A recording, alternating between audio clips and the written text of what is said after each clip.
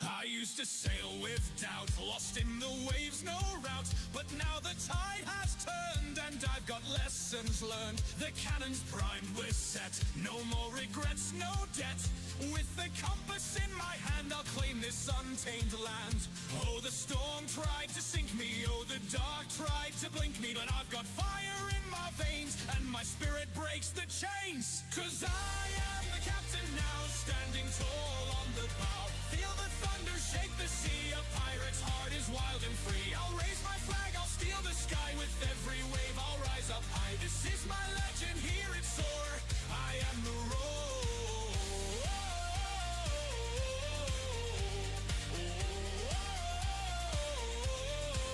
They tried to bury me deep in the salty sea, but I broke every chain and rose through storms of pain. With my crew at my side, we'll take this raging tide. We'll plunder fear tonight and sail to morning light. Oh, the storm tried to sink me, oh, the dark tried to blink me. But I've got fire in my veins and my spirit breaks the chains. 'Cause I am the captain now, standing tall on the bow. Feel the thunder shake the sea, a pirate's heart is wild and free. I'll raise my flag, I'll steal the sky, with every wave I'll rise up high. This is my legend, hear it soar, I am the roar.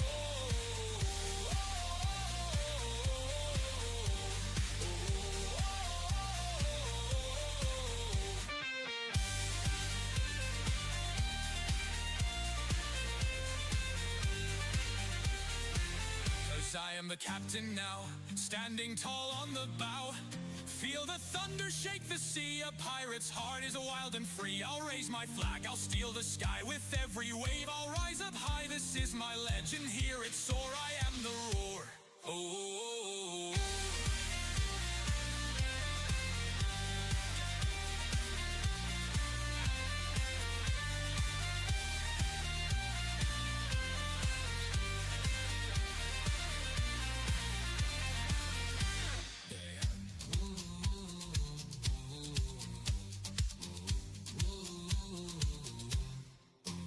Through the tempest, through the fire, I'll fulfill my heart's desire. With every treasure in my sights, I'll own the seas, I'll own the nights. 'Cause I am the captain now, standing tall on the bow. Feel the thunder shake the sea, a pirate's heart is wild and free. I'll raise my flag, I'll steal the sky, with every wave I'll rise up high. This is my legend, hear it soar, I am the roar. 'Cause I am the captain now, standing tall on the bow. Feel the thunder shake the sea, a pirate's heart is wild and free. I'll raise my flag, I'll steal the sky, with every wave I'll rise up high. This is my legend, hear it soar, I am the roar.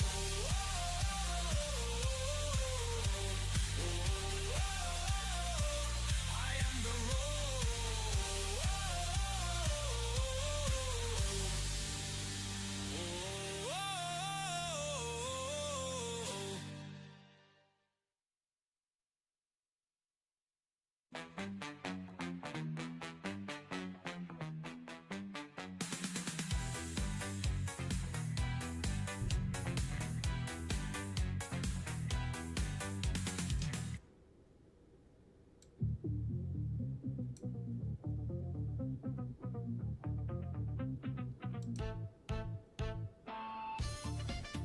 Alright. Alright. Ahoy there, to all you wonderful lads and lasses. Hope everyone is doing fine. What's today? Wednesday? Yeah. Yep, Wednesday. On this wonderful Wednesday.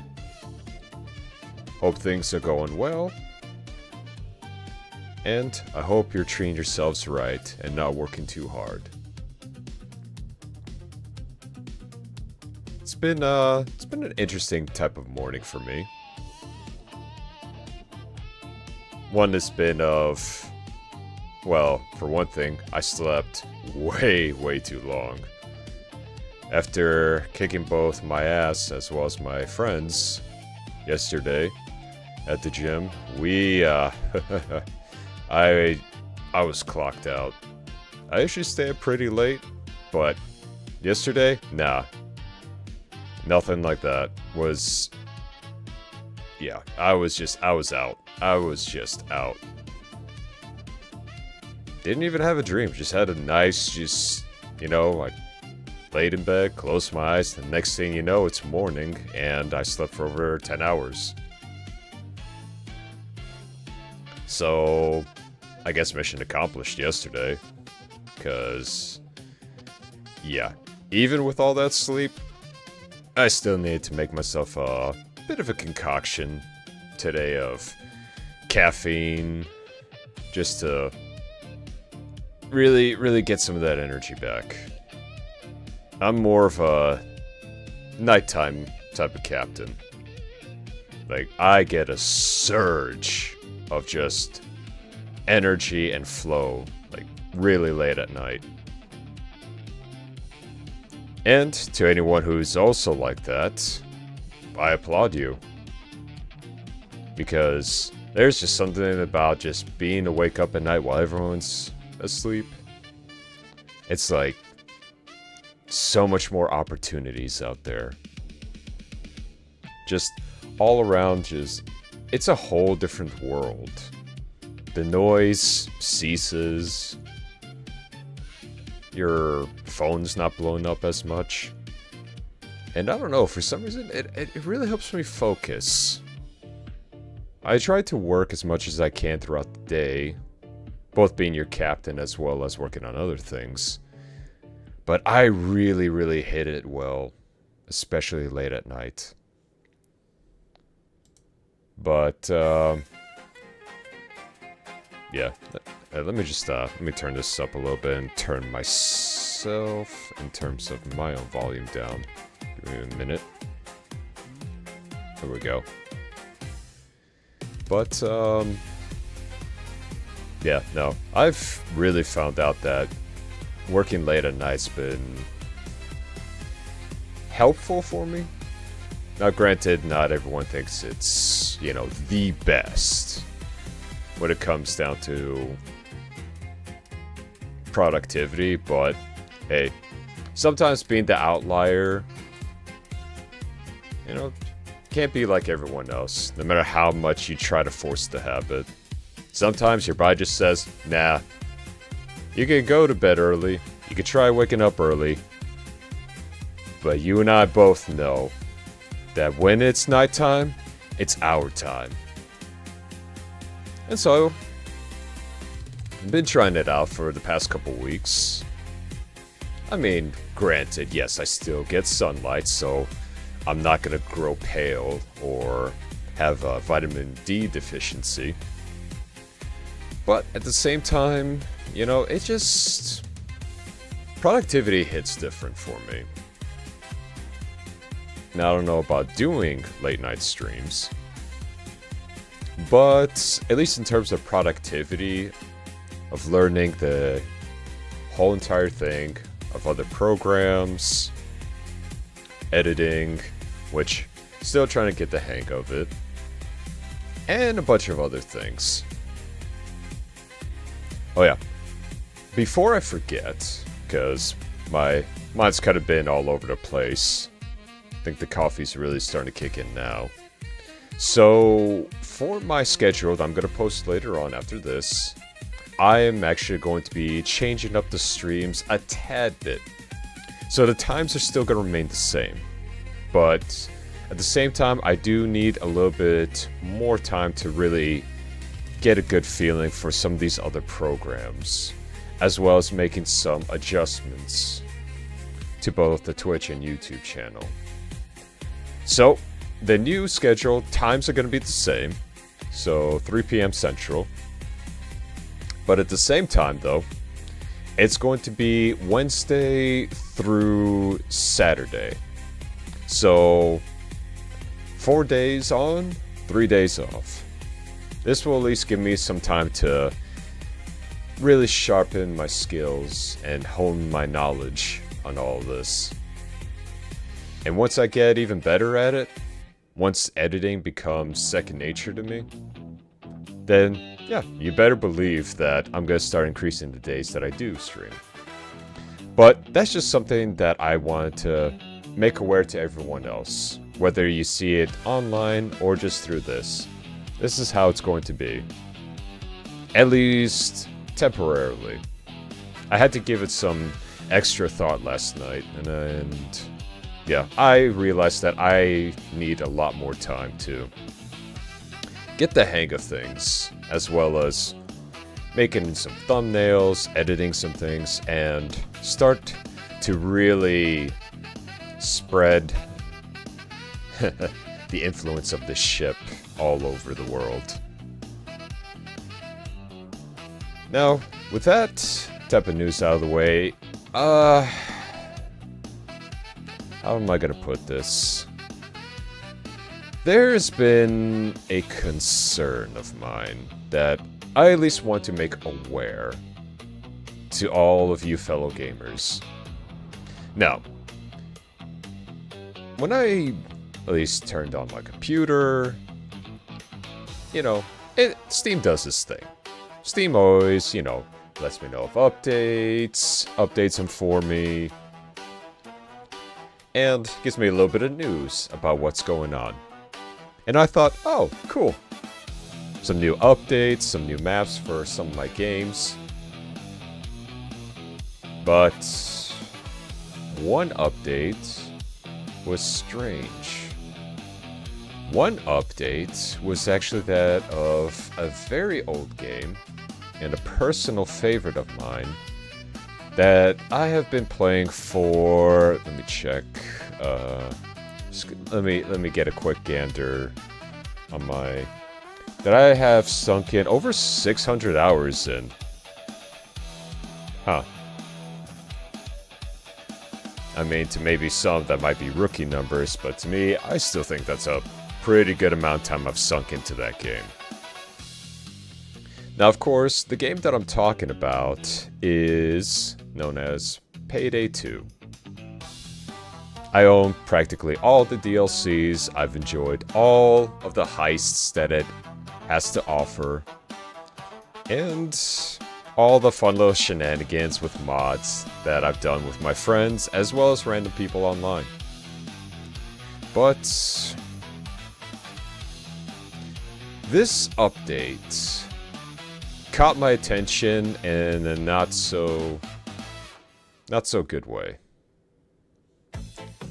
So, that being said, I do wish to share it with you, to make everyone who has either bought the game or is thinking about buying the game. I know, I like to keep things a little bit positive, but I wouldn't be your captain if I wasn't looking out for everyone's best interests at heart. Now, I know we probably just like to pillage, plunder, and steal, but we're not being as scummy as this. So, give me a moment here while I scooch on over. And now, let's see where I left it. Ah, here we go. So, as you can very well see, this DLC, if you even want to call it that, has been dropped today for Payday 2. Yeah, Payday 2. A game that has been out for like well over 10 years. A good 12 years if I want to be specific. So a very, very old game that's been out for a good while. And they drop a DLC. At first I thought, oh, a DLC?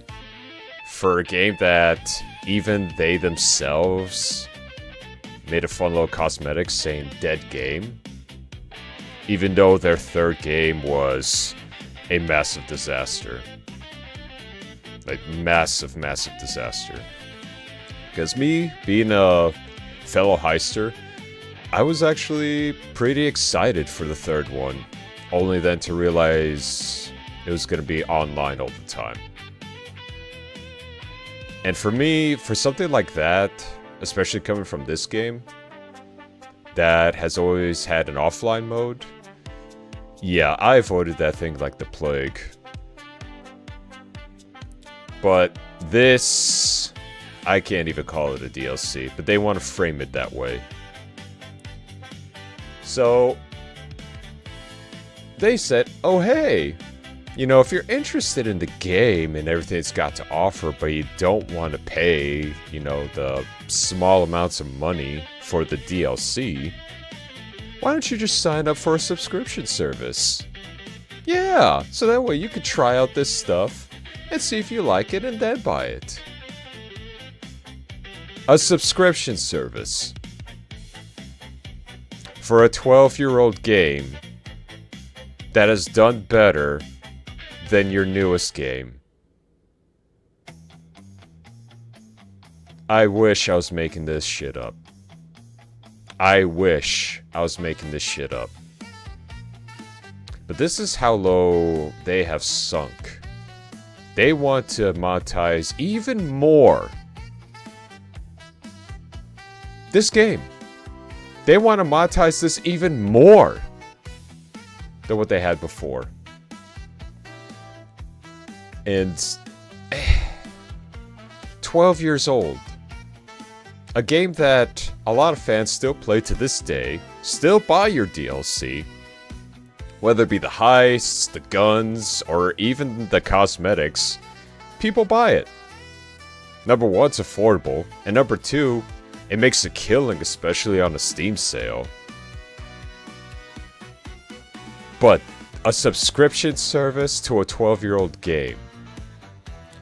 So you're not even bothered trying to make your newest game fun, or accessible, or appealing, but you want to squeeze the community of the second one dry for a quick buck, saying that, oh, you know what, instead of, you know, buying our stuff, why don't you rent it for a bit?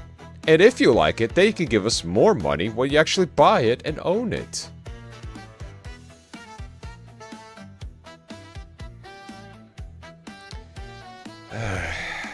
Okay, even just talking about this I just can't with this. It just, I don't know.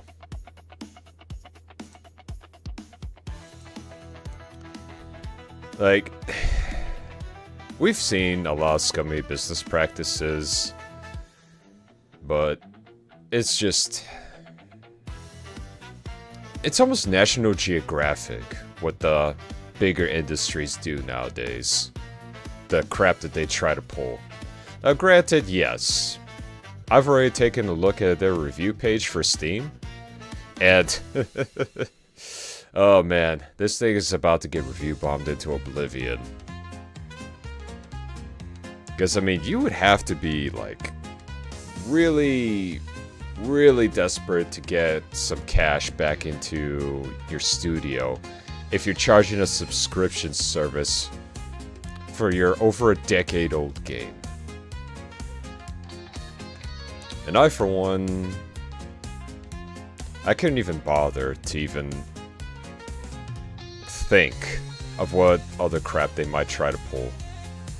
Now, rumors have spread, at least in terms of both the community on Steam, even some of the reviews saying that they might jack up DLC prices. I have not seen that change. I even used the Wayback Machine to go back even to last year, just to compare the DLC prices of then to what they currently are right now. Now, can this change in the future? Most likely. But the fact of the matter is that they even try this on a game that they've practically pretty much don't even care for anymore. And they think this is gonna appeal to all of us who just enjoyed the second one. Like, no, forget about either trying to fix any sort of connection issues or anything else like that. Or maybe even just adding just a little bit more content, even maybe some free content to this game. Instead, they just want to charge you more. for a trial period. And I love this right here. If you look at this right here, subscriptions gives you full access to all available payday DLCs, letting you experience all the game has for a low monthly cost. Because everything needs to be a goddamn subscription nowadays. Forget about just buying it out and trying it and then refunding. No, just pay this low monthly cost and see if you actually like the content or not. Or, you know, you could wait for a sale where all the content is practically just $10 in total plus the game. And even if it's not up your forte, you haven't at least spent the very low cost of, even, like, how much is this right now? I don't even want to look at this thing. Oh, yes. $5 a month. You don't need to pay a subscription of $5 a month to try out all the DLC. You can wait for a sale, pay for everything for less than $15 or even $10 sometimes, get everything for it, and even if it's not for you, well, at least either A, you could refund it all, thanks to Steam's 2-hour plan, or B, okay, wasn't a great buy, but at least I'm not paying for a subscription service to access everything that the game has to offer. Like, I don't know what they've been thinking or who greenlit that this was a good idea, but it's even funny. You look at the news hub, right? You see that? You see that little, like, thumbs up right there? You see how that's 0? Now that to me is just laughable. Nobody thinks this is a good thing. And for anyone that does thumbs it up, he's either paid, a bot, or probably works at the company. But so far, the reaction has been a very honest one. No one's liking this. And if you look even further down below, Payday 2 Discount Summer Franchise Sale. There was a franchise sale back in June, which was a much better deal. And then we get to today.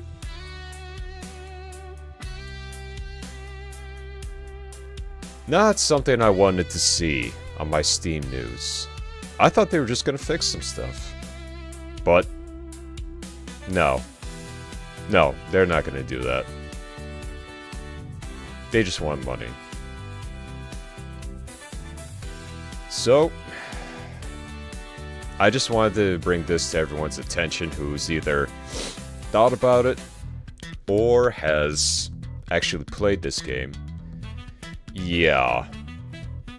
They are being very, very scummy about what they're doing. And this just pushes more and more of just not only our community, but just gamers as a whole to just support more and more indie developers. Because they're not transparent at all. That's why people like Team Cherry, I mean, with Silksong and everything being all the rage, showing that these companies, they have no idea how to even do games anymore. And let alone trying to go to your past game and charge more for not even additional content. Because DLC is downloadable content. Right? Content. Stuff to add on to the original experience. But instead, they mask it, this subscription, as content. I don't even know, man. But for one thing, I'm just done. I'm done with all this. It was a good ride. Heisting and everything. But you know what? I'm just gonna look forward to the other heist game that's going to be coming out. The one from the former teams of Payday 1 and 2, and GTFO. Now, if you don't know what I'm talking about Den of Wolves. And, you know what? I'll even give you a nice little sneak peek on what it is. Well, not necessarily sneak peek, but I'm gonna give you a nice little video for that. Let me just see if I can find it. Let me see if I can find this. Let's see here. One moment.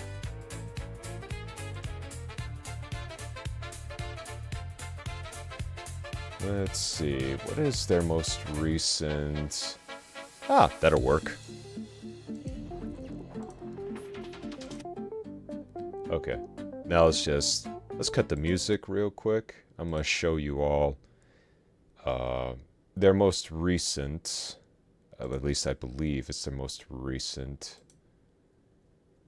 trailer. Let's see here. Yeah, about 1 month ago. Ah, there we are. Give me 1 second. Okay. So this is... Yeah.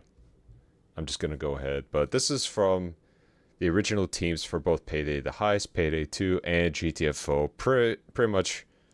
That last one's got to be one of the hardest games I have played. I'm talking teamwork is a must in that game. Shenanigans are almost out the window, but it's one hell of a time if you enjoy really planning things out, hunting monsters, and extracting with hopefully your entire team intact. But anyway, I'm gonna let this play. So check this out, because this got me excited.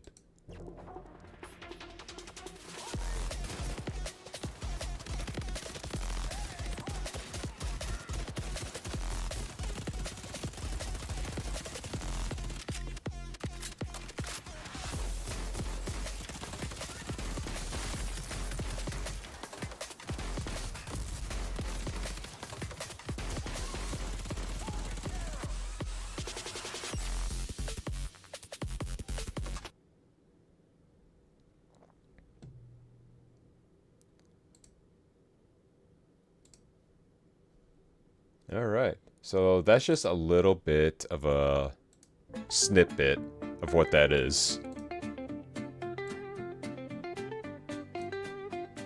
And the channel for that is 10 Chambers.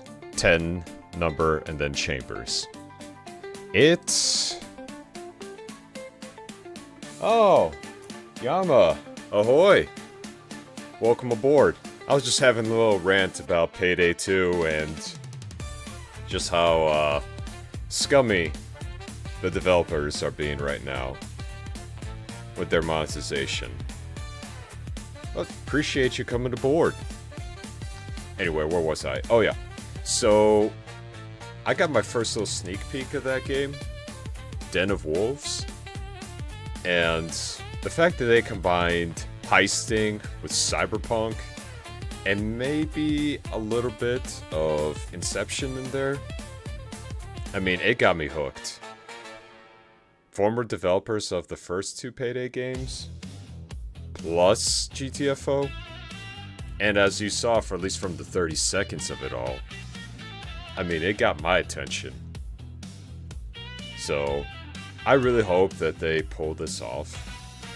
I'm not gonna get too hyped for it, but if all things turn out great and they do everything right that Starbreeze has done wrong, guaranteed it'll be a smash hit. Plus, cyberpunk heisting and jacking into practically just like people's minds. Yeah, I'm all for that. Give me more of that, and I am golden.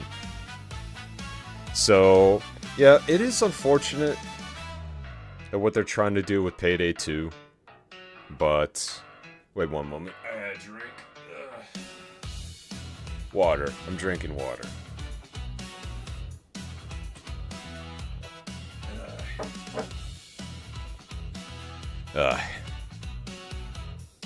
Yeah.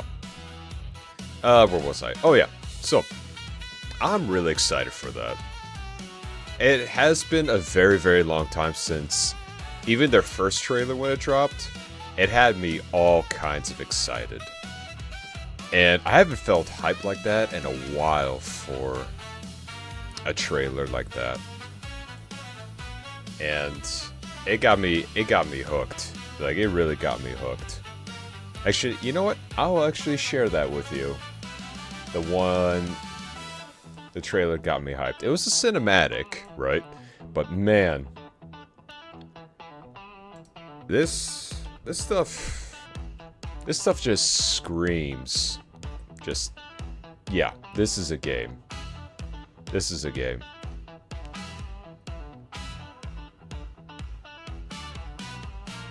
So, let me see. Okay, so this one was given to about a year ago. Let me just go ahead and pause this real quick. And yeah, so this one was from about a year ago. But it just... Lizard, lizard, lizard, lizard, lizard, lizard, lizard, lizard, lizard. And so the shenanigans begin. Lizard.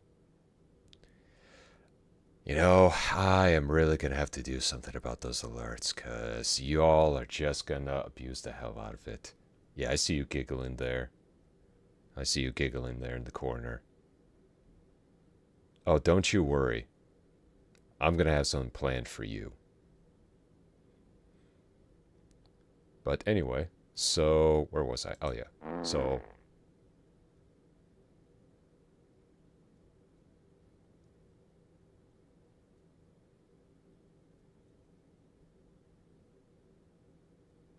I'll see you next week.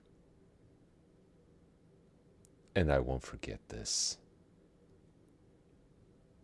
'Cause I guarantee it. I guarantee it. I'm gonna make sure that you pay for your crimes. Anyway. Now, for this trailer, let me see if I could crank this up to... Yeah, this should be good enough. So yeah, this is what got me into it, and there was hype for me, at least for me. This thing was just, it blew me out of the water. And yeah, without further ado, here it is. Mr. Bowman, your reservation at Manon Afis is in Cancel the reservation. Reset the procedure. Continued neuroprodding may severely damage the suspect. Reset the procedure. Yes, standing by. Inject. I'm Mr. Bowman. Your subconscious was just spilling the beans about your recent Akajima district break-in. Let's continue. What were you hoping to find in the Nexus Sentinels? You mother... There's no use in fighting. I will get what I want. So that's how you found out about our Akajima vault. What were you looking for? A key. A key to what? You really want to know? Yes! What's the key for? It's not what, Mr. Bowman. It's who. You see, just like me, you're caught here. You're caught in the den of wolves.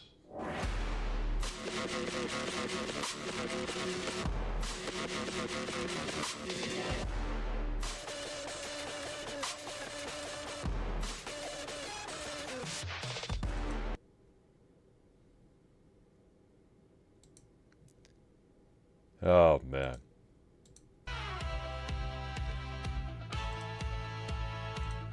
Oh yeah. Now, if that is not a good trailer to hype up a game. Now keep in mind, this all actually came out a year ago. That trailer was a year ago.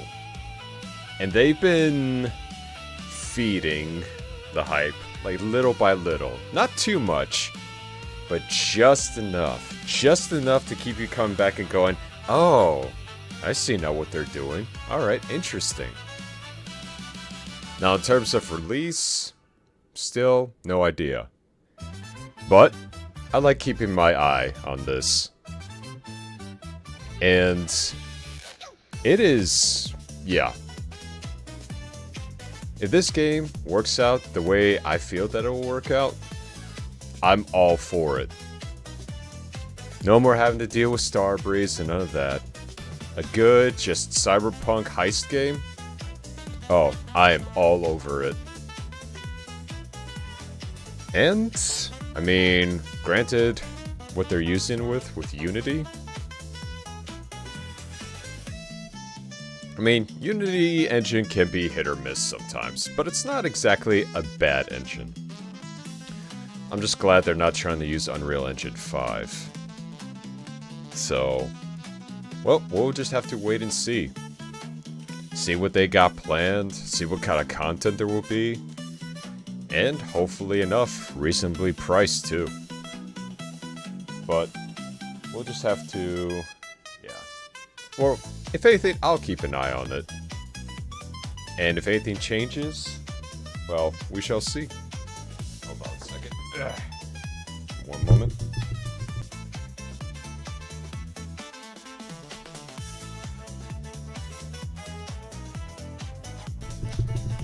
But, yeah.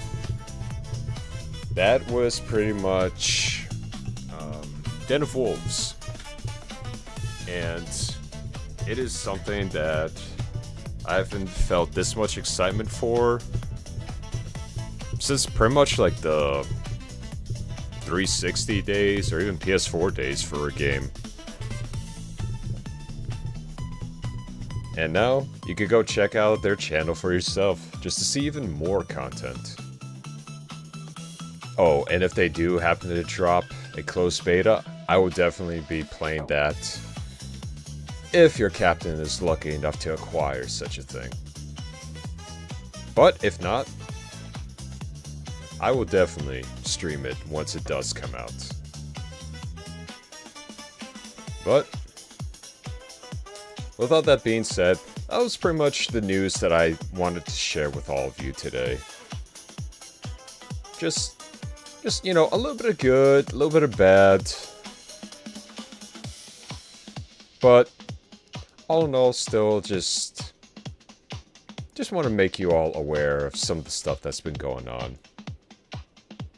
Speaking of stuff going on, we're gonna have to continue on with our little adventure here today. So now, give me one moment while I get this all prepped up for our journey back to the Black Skylands.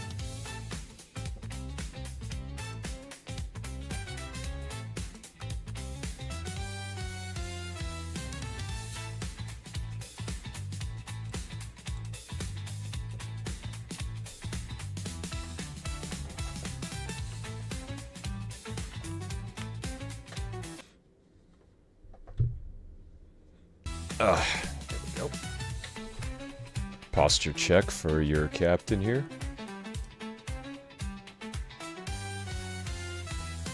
And a few little changes.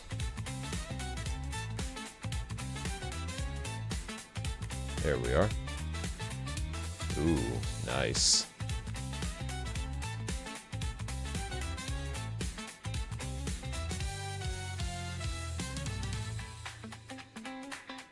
Oh geez, where am I at?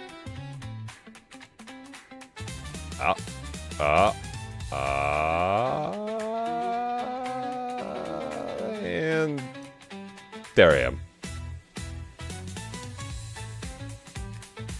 I was hiding the entire time.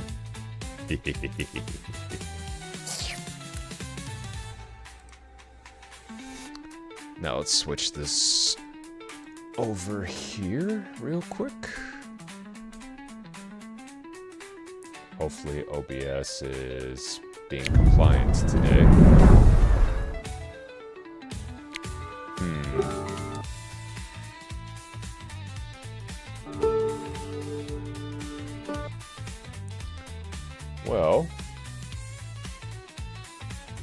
That's at least working.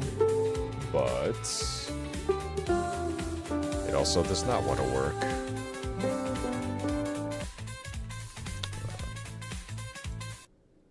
Time to pause the music here.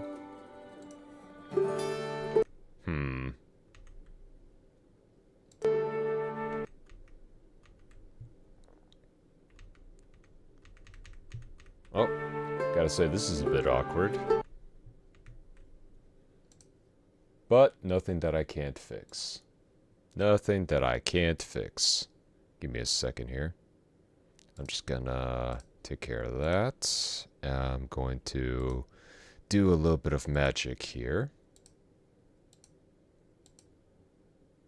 I'm gonna use that, a little bit of this, a little bit of that. And let's see here. Any luck? Well, the audio's at least working, but of course it doesn't want to work with me here. Interesting. Well,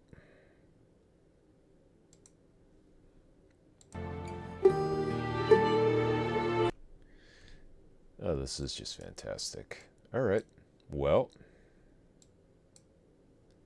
still, we can make something of this. Give me 1 second here. Let's go for a capture. We'll do this one. Don't capture that. Okay. Alright, so at least that works. Somewhat.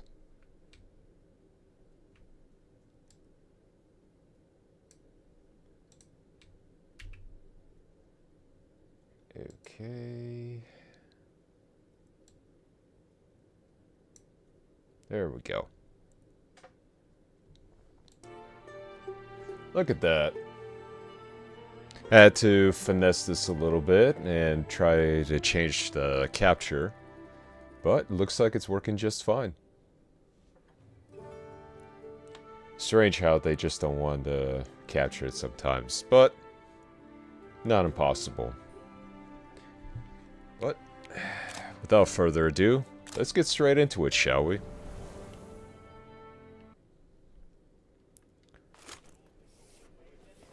Alright, so for our mission today, we are going to be visiting that lovely little aristocrat of what's her name, because I cannot remember. But, from what I'm seeing, at least over here, we could use a bit more resources. At least in my opinion. We could use a bit more resources. So I'm thinking, why not, right?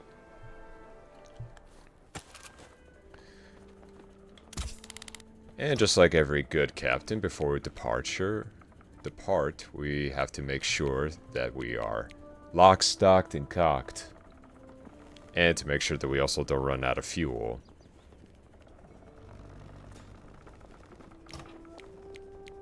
So, there we go. And we had made some upgrades since yesterday, so now I'd say I'm feeling pretty good about all this. And we actually have a good amount of cash. But we need resources. Lots and lots of resources. So, hopefully this might be a bit of a smoother run. But if we get into a fight, I think we'll do alright. I just realized I've been rhyming a lot. I do apologize. It is unintentional. I'm both awake and still groggy. I've arrived to West Aspia. The enemies are going to be significantly stronger here. I need to upgrade equipment in my ship before fighting them. Oh, joy!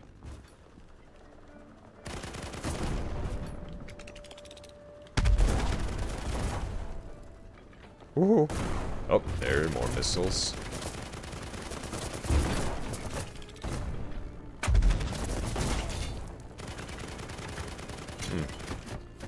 Might be stronger, but not too strong. Although our ship does need a much stronger hull, I would have to say.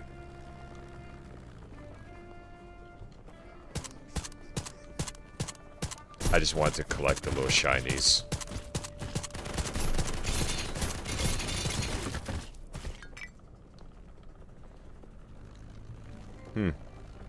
Well, they are a little bit stronger, but nothing that we can't manage.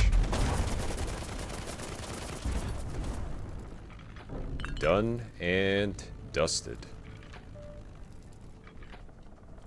Let's park it here. Patch up a few holes. So if we were to use the other ship, oh man. I feel like we're gonna get blown out of the sky a lot faster. And ooh, as I mentioned in some of the previous streams, we're finally getting some winter elements involved. Oh, my favorite. Surprising enough, the fact that it's actually snowing this high up around here. But then again, I'm not going to break the immersion too much by asking questions. I just roll with it. It's also a lot of the times when you try to... Especially when you're watching an anime, you're thinking, oh, how does that work? And I just think, you know what? If that's how the universe works, it's best not to try to bring it into reality. Because the more you do it, the more it's just going to hurt your head. Sometimes, you just gotta roll with it.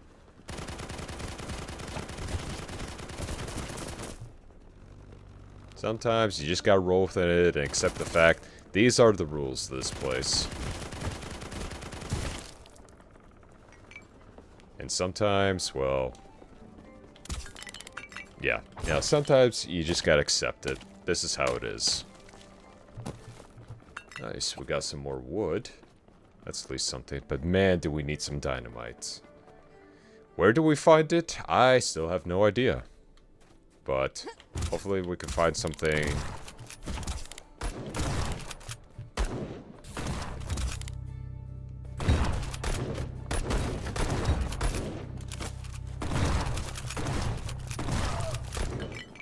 Okay, they're a little bit tougher, but not impossible.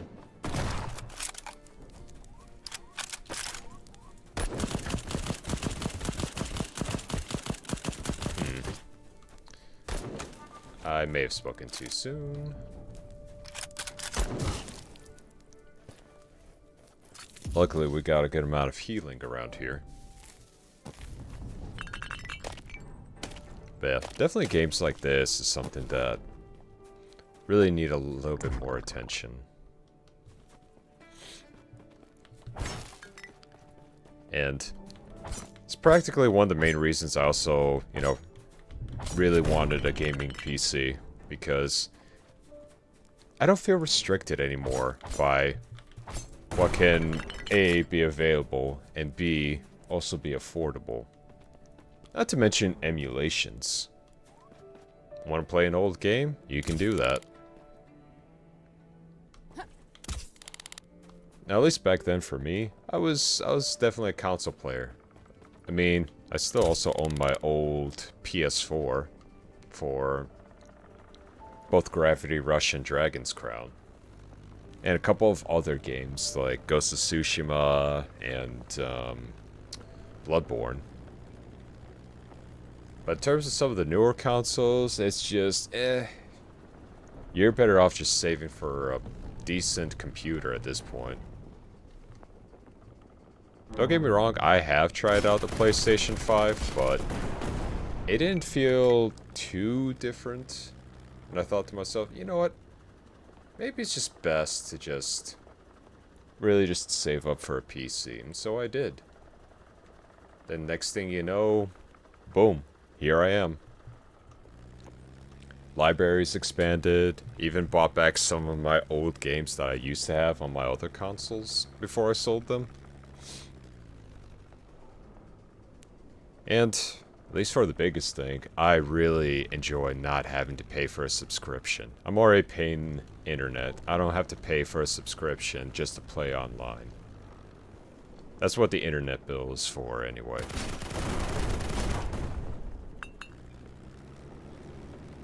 And it's, yeah, slowly but surely, I'm getting more and more of my buddies into PC gaming. Even if it doesn't have to be the greatest of hardware at first. I mean, you got games like Lethal Company, Peak, Risk of Rain, even some of the older classics like Borderlands, BioShock. A whole bunch of older games that you could still play on there that you won't need a freaking super PC for. Which I like. But it's been one of the many, many reasons as to why I just made the switch. Made the leap, if you would. Ugh. It's gonna be hard trying to get into there. I love how this game just teases me. Be like, hey, it's right there. Too bad you can't get it yet. Don't worry, I'll be back for you. Don't you worry. But, yeah. I've really been enjoying PC gaming. Quite a bit.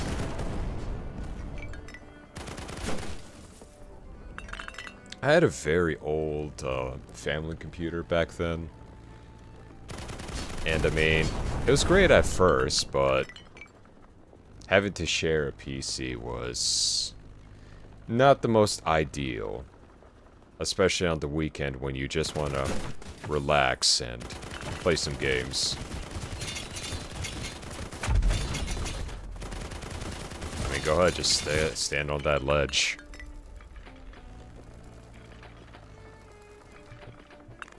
I'm just gonna reap the rewards. Almost fell off. Gravity's a hell of a thing. But I mean, yeah, I was big on consoles for a little bit. I think my very first one that I've ever had that wasn't the hand-me-down was the PlayStation 2. Funny enough, I actually was able to buy one at a pawn shop when I was just a lad. And ever since then, been kind of bouncing around between consoles. PlayStation 2 was great. Played stuff like the Jack Trilogy, Rayman 2, Star Wars Racer's Revenge. That was a classic one. And eventually, at that point, you know, I started looking into other systems that were coming out. At least at the start, the PlayStation 3, that thing was uber expensive.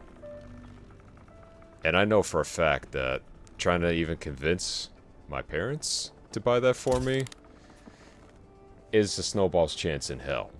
Like an absolute snowball's chance in hell. But the 360, on the other hand, when it came out, and I told them about it, they said, well, you know, doing the good parenting thing. Well, if you save up enough money for it, we might even help with some of the cost. So, you know, I did chores, I did little favors and whatnot for other neighbors, saved up Christmas and, you know, like birthday cash. And in just about over, I think, a year and a half, I finally had enough for a 360.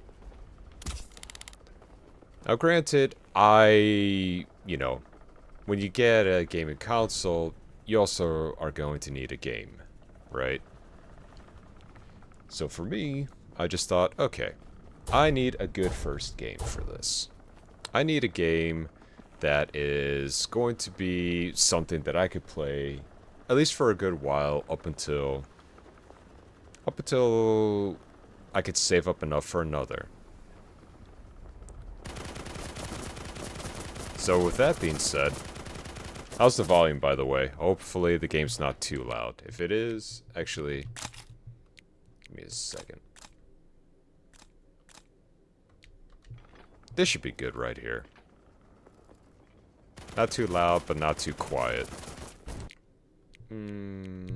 Okay, maybe just a bit more. There we go. Gunfire is indeed loud. But, what was I talking about? Oh, yeah. So, you know, I was walking around my, my store, and there was an employee out there that says, hey, you looking for something? I'm like, yeah, I'm looking for a game for my 360, because I have absolutely no idea on which game that I want.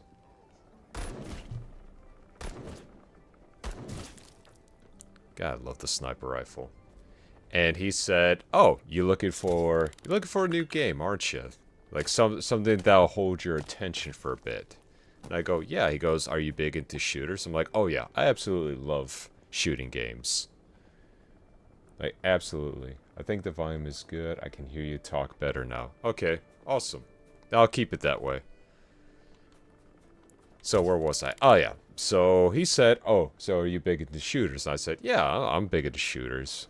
I don't have anything for the online yet, but I at least want, you know, like a good shooter. Give me a good one. So he pulls out a copy of Gears of War. Now this is where my love for Gears started. So he pulls out a copy of Gears of War for me. And he hands it to me and he says, he's like, this is the game that you're probably going to want. And I go, okay, well, the cover looks pretty badass. He goes, this is a game where you fight monsters with guns. But not just regular guns. Big, ridiculous guns. And the gun right here, I'm like, yeah, this gun? He goes, mm-hmm. Yep, this bad boy has a chainsaw that you could chainsaw people apart in this game. I mean, me being that young and hearing gun has chainsaw on there, I was immediately sold. And so I began that long but very enjoyable rabbit hole down the Gears of War franchise. So, what happened after that? I brought it home, popped the disc in, and I was immediately blown away by how it behaved. Being the, I think one of the very first third-person shooters I have ever played before, it was something else. The cover-based system and everything else. And then I said, okay, well, I don't have the gun with the chainsaw yet. When am I gonna get that? I need that. Give me that. Give me that. And then when I finally got it, that first chainsaw through a locust, yeah, I was in love. I was in love with this franchise. And I wanted more of it. And I would have to say that was pretty much one of my favorite consoles back then. So many good games out there, like Modern Warfare 2, the good one, Bad Company 1 and 2, and of course the Gears of War trilogy. Even stuff like Burnout Revenge.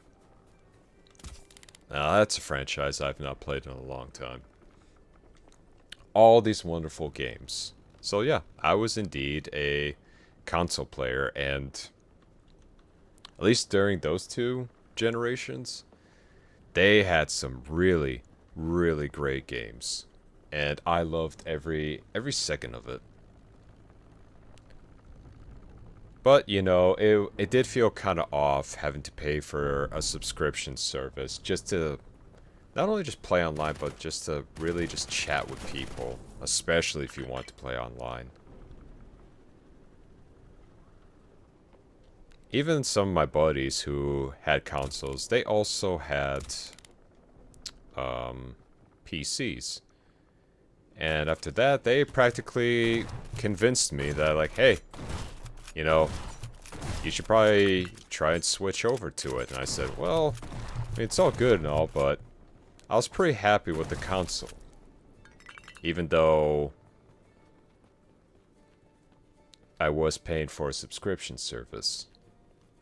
But at the same time, you know, back then, especially when you or expanding a library of games, it's kind of hard to let go of that. It's really hard to let go of that. But for me, you know, eventually it got to the point, especially when I got PS4, when I just thought to myself, I like all these games, but I kind of wish I just had them all in one place. Now, I would have to say, at least in terms of like my first gaming PC, wasn't even a tower. My first one was just a laptop. Which, I mean, it fit the bill, for the most part. But after getting that feeling of just mouse and keyboard, and not even to mention, right? Not even to mention, I'm not going to make that. Not even to mention the fact that it was also controller support, I thought to myself, you know what? This would be perfect. This would just be perfect to just have everything in one spot. Now, granted, I had to wait for a good amount of sales on Steam just to, you know, just to rebuild most of my library.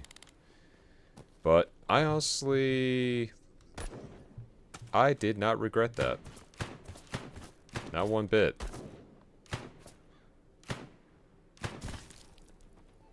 Now, granted, everything is digital, and having the discs around felt a little bit more rewarding, but just having everything all in one spot was, it was nice. It was very, very nice to have. Let's put this down. Let's see if we can make that. Yep. Nailed it. We're getting better. But, yeah, ever since then, just been mostly saving up more and more for a PC, and never really looked back after that. Like I said, I still have my PS4, but that's just mainly for the single-player games. And emulation has been more or less the toss of a coin for me, in terms of it running well. But, I mean, as time goes on, stuff like that gets better and better, so yeah, I officially went there and really just never looked back on it after that. Alright, let's come back here. Try to remember, there it is. So yeah, let's go back and grab that real quick. Now, granted, I'm not always about, you know, I'll joke about, like, the haha PC master race, filthy council peasant, but at the same time, you know, I get it, why, you know, sometimes people want to go for consoles more than PCs. It's easy, it's accessible, but I mean, at the same time, for me,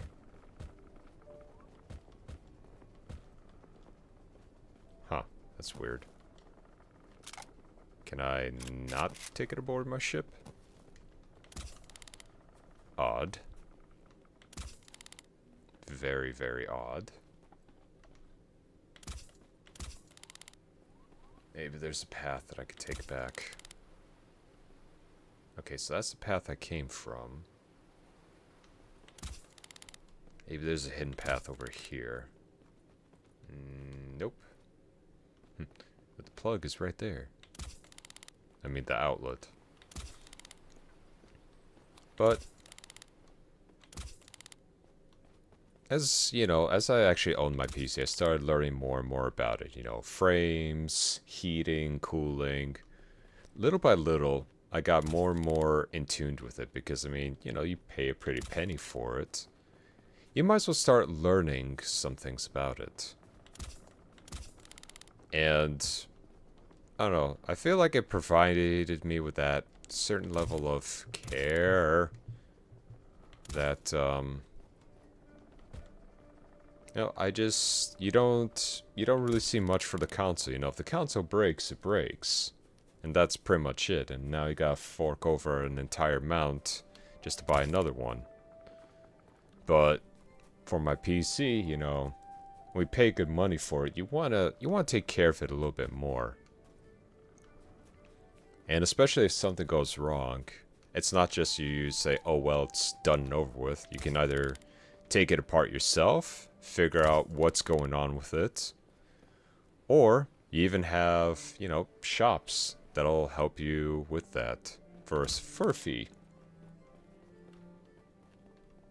And even then, you know, it opened up a whole new avenue for me in terms of just content. Okay, now I found my path.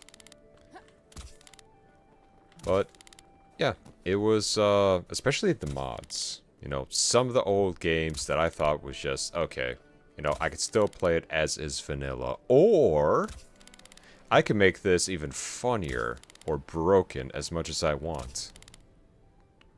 So I really enjoyed that, especially when it came down to having a PC. And the gates are open.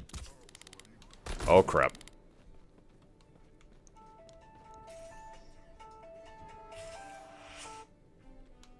And I still love getting scams on my phone. Lovely.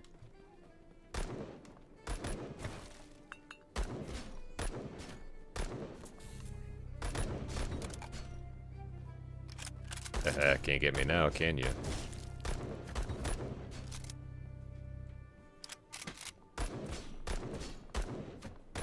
Whoop. But, ooh, lots and lots of treasure.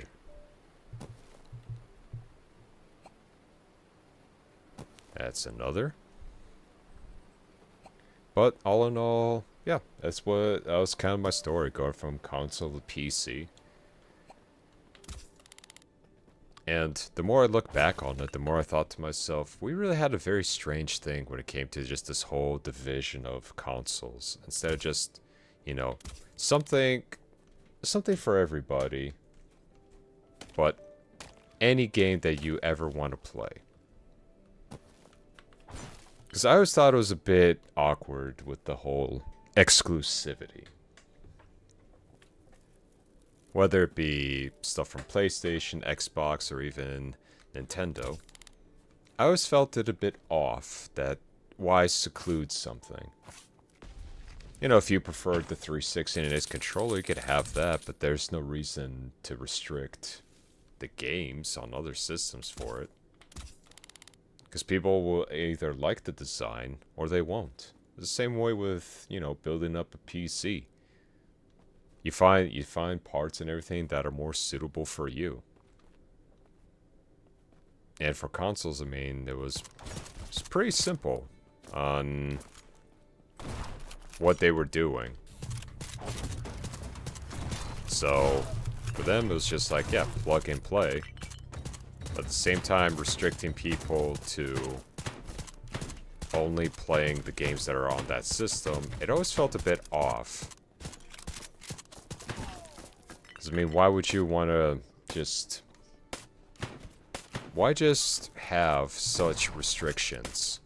Especially when we have a studio underneath you. It's like, yes, you own the studio, but...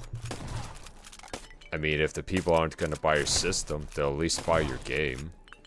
So you're still, in a way, making money. But I'm no financial expert. And I know there's definitely a lot more to it than that. But the whole thing with the console wars, I just found to be something that was absolutely not really needed, you know? It was not needed. And luckily now, we live in an era where everything is well, not everything, but a lot of things are cross-platform. Anyway, in 1 second. Nordvol Customs Part 2. Nordvol's military technology is at the same level as Uznia's. The Nordvolians' love for weaponry only compares to their love for awful beer. However, thank the skies, they are severely lacking in resources. Otherwise, they would rule the world, from a traveler's notes.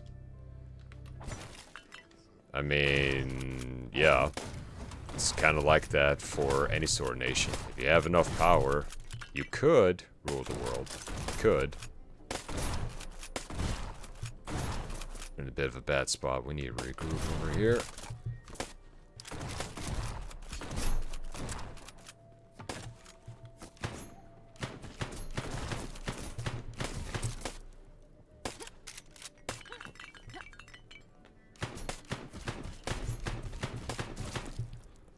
Whew. Bit close on that one. Thank goodness we've been finding all those health upgrades, otherwise this would have been a much, much tougher task. You know, I already killed you guys as leader. I don't get why you still want to tussle with me. That's that infernal clicking again.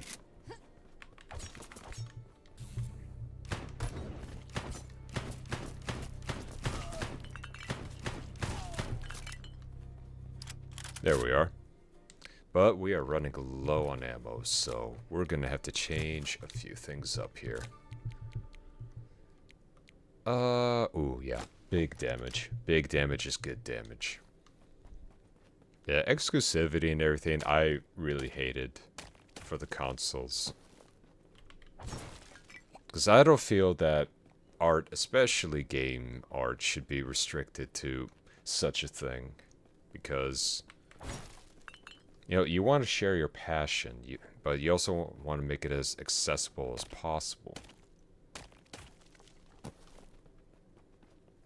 I don't know. Maybe I might just be rambling on about it, but at least in some way, shape, or form, we are heading in a direction for that. But we shall see. All right, what does this one do? All right, this one does the bottom.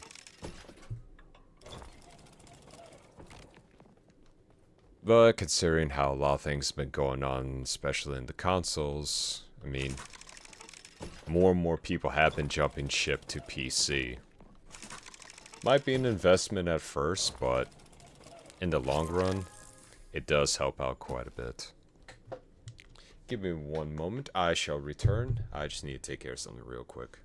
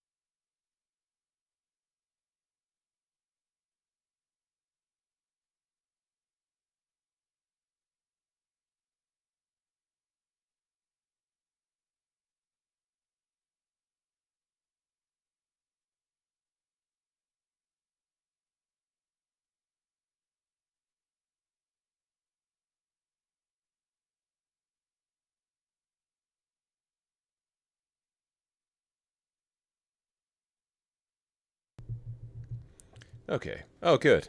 I was not put in an awkward or peculiar position. That's nice.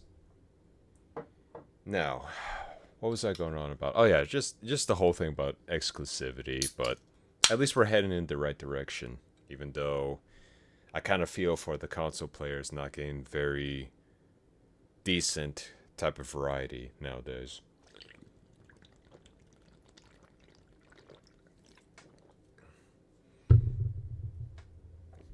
But I mean, hey,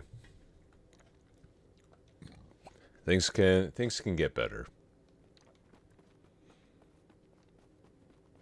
But as for us gamers, though, it's practically gone through the console wars, as I mentioned before. But now it's more or less turned into the us gamers versus the big companies and studios.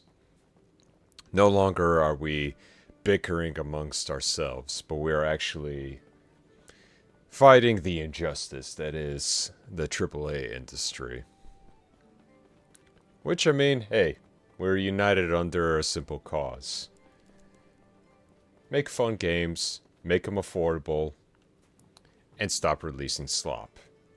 And I don't think that's too much to ask for. It's just kind of interesting how we even arrived at this place. Granted, love the unity that we have with each other, but man, the fact that we've gone from just simple, just fanboyism to this really, really makes you wonder. But then again, big corps have always been more or less out of touch, and now, even more shockingly, worse than it has been. But nothing like that really exists, at least on the PC end. Get a lot more just fun games like this, or other simple ones that just do a lot better job at entertaining us. I mean, hell, I still even remember when the Modern Warfare 3, not even the remake, but like that newer one that people practically said was just a overpriced DLC, which, not gonna argue with that, was outsold by one developer, and that same developer made Lethal Company. Granted, it wasn't even a finished game, but the loop and everything behind it was entertaining enough to where people enjoyed it. And that's pretty nuts. And nowadays, more and more indie developers have been just doing the same thing, even smaller groups. I mean, when I was trying to purchase Silk Song, I have never, in my lifetime, have seen Steam crash out because of Silk Song. Literally had too many people wanting to buy it. Ooh, fish. And ammo. But the fact of the matter is that a platform like Steam crashed out. Because too many people have been wanting to have this game on their account. That's some impressive stuff. That's got to give them an award or something from crashing out the stores just because so many people wanted their game. Now, granted, I still have not played it yet. I know, shocker, right? Because I want to go back and play the first one, so at least, you know, the story and everything becomes fresh in my mind. So, that's what I'm currently doing at the moment. But even then, like, that is nuts. And especially considering how affordable it is. I mean, come on.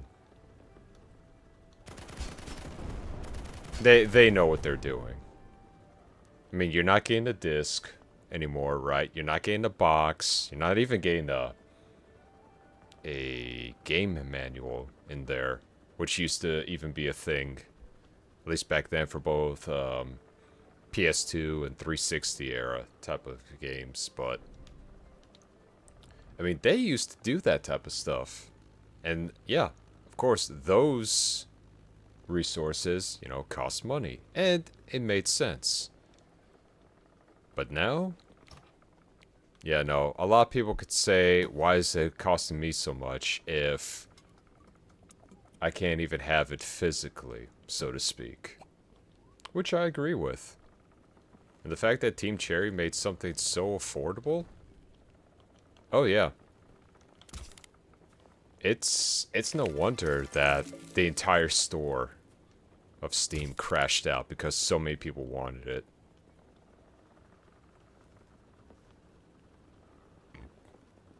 No, I'm not that type of guy that says like, oh, you know, just pixel graphics, nothing else. Graphics are not important. No, graphics are important to me when they serve the purpose as making the game appealing. But if their only reason as to make this game is because, oh, we have high graphics and that's it, well then, and the gameplay is horrible, then yeah, you just wasted all those resources for nothing. And honestly though, like, you wouldn't even need to really have all these newer engines to make good games. I mean, I'm beating a dead horse here so much, but I mean, if you look back at the Arkham games, like the old school ones, people would draw just non-stop comparisons to that of just as like, man, look how good, look how detailed it is, look how well it runs. Oh? Well, well, well. Welcome aboard, Andy. Nice of you to join us. Thank you for the follow. I really appreciate that. We're just talking about how gaming and everything has kind of changed. Not necessarily for the better, but I feel like we're finally getting to a better place, so to speak. But going back to the whole thing of the Arkham game, yeah, it really doesn't take much to make the game look beautiful. Now granted, yes, new technology is always something interesting and fun to use, but if that's going to be your main squeeze, or your main, how should I put this? Your selling point, right? Your main selling point, just like any other sort of skill out there, you want to master this programming first and foremost before trying to implement in it. And if you can't, well, it's best to hold off. You know, use what's familiar. I mean, even some older engines, you know, use something that works really well. Something that can be easily understood, something that can be easily taken care of, and easily optimized. I mean, no one's gonna haggle you for using older engines. I mean, if the game looks good, that's all that it really needs. I don't need to see the freckles on the face of the person or the movement of grass. If it runs good and it looks good enough for me, I'm all for it. Whether it be pixelated or up to 4K, as long as everything runs good and looks good, and the game is actually interesting and fun, I mean, yeah. I mean, come on. Basic checkbox requirements there. But, I mean, I guess in a way, indie developers are kind of reminding the big corporations, hey, this is how everyone started off. You know, this is how we all started off, and y'all need to start remembering that. I think one of the even bigger ones is that they even showed that, like, hey, maybe you guys don't really need publishers. Maybe y'all just need to just remember how to make games again. Boom. Easy.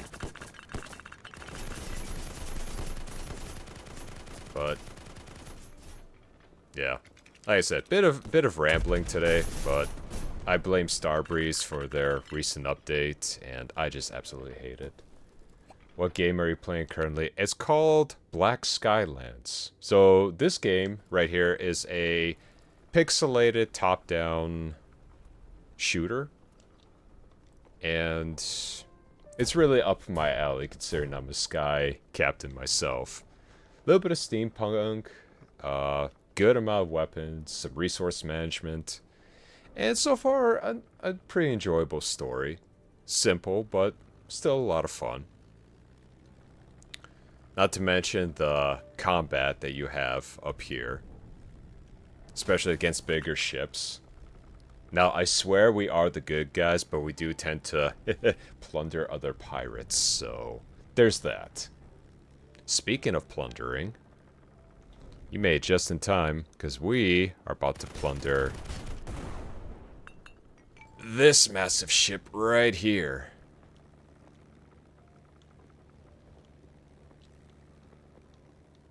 Oh. Trying to fly away from us, huh? It knows that we're coming. Come on. You wanted to be in this airspace. Don't go running. Come on.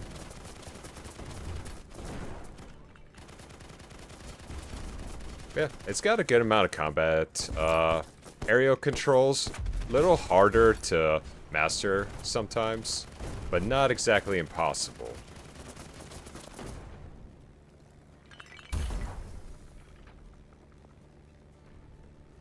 And all around, just a pretty nice change of pace from the usual. Ooh, mines. Definitely a lot of landmines. But still, a very, very fun game. Not to mention the amount of upgrades and everything you could have for both your ship as well as your weapons. It's quite the enjoyable time.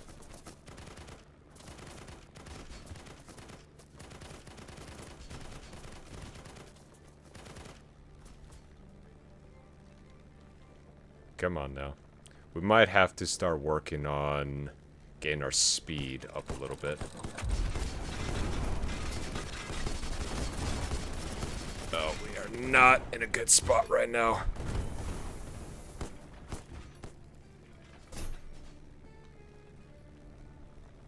Ooh, definitely not in a good spot. Oh boy. They took out their own missiles. Nice.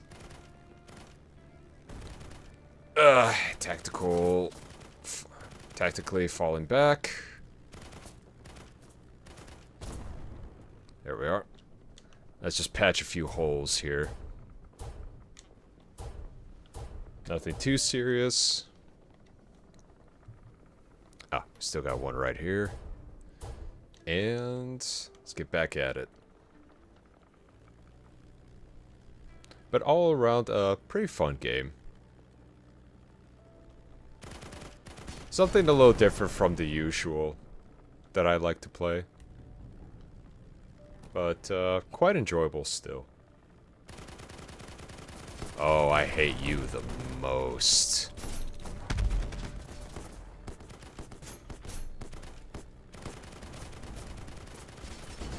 Yeah, we're definitely gonna need some upgrades here soon. Phew. Quick little repair. So the story pretty much goes, our home ship was attacked, and now we pretty much become the marshal of said ship. And because of that, we have a responsibility to really clean up the skies. So now, we're going out, hunting down pirates, while also, funny enough, we're gonna be dealing with very, very monstrous horrors that lurk within the clouds themselves. So, nice little bit of variety from just hunting pirates.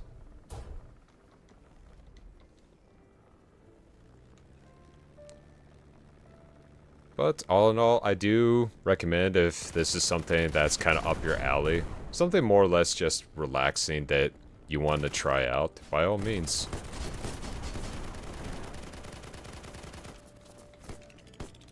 Gotcha.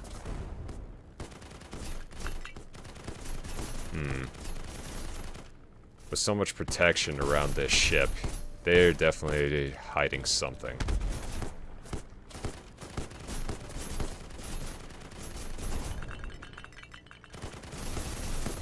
Whatever they got on board, I want it.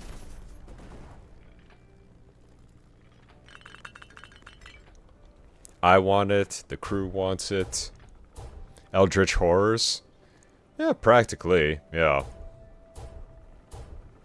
You want to catch one of the earlier streams that I had? We practically beat up an entire Eldritch Horror that was terrorizing a town. Really, really big, just nasty, nasty creature.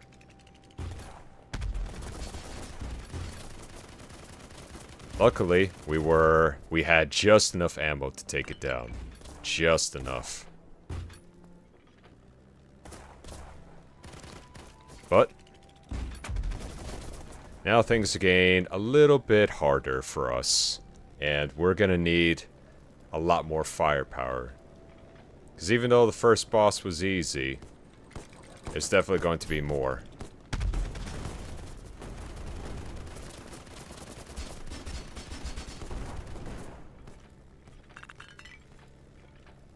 Oh yeah, they definitely don't like us around here.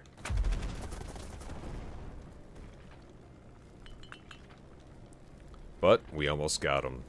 We almost got him. That is enough out of you.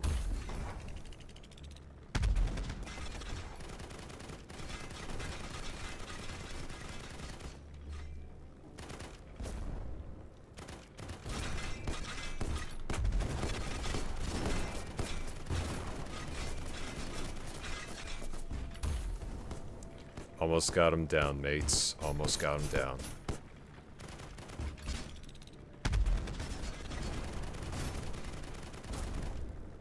Ship's not looking too good.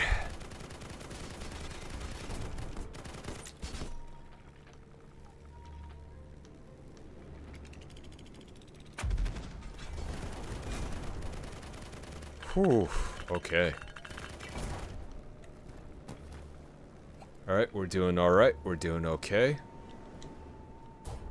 Ship's just a little smoky, but we got this. We got this. Everything is going exactly according to plan. And by that I mean I almost never have a plan.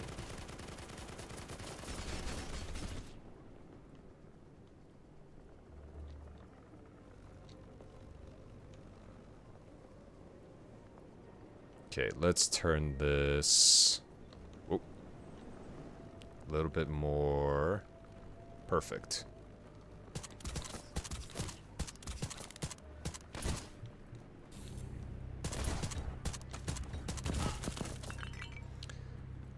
Alright. Now let's take over their ship.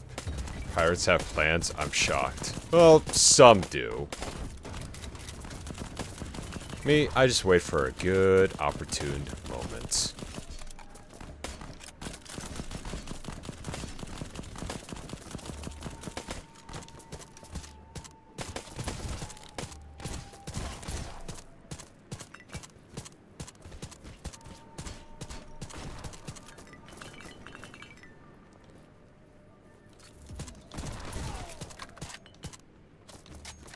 I knew the rocket launcher was definitely a good idea.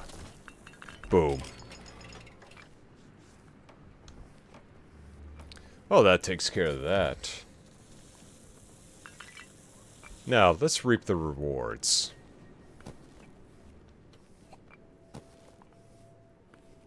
Ah. Well, I did say we needed more resources than anything else. Oh, we are full.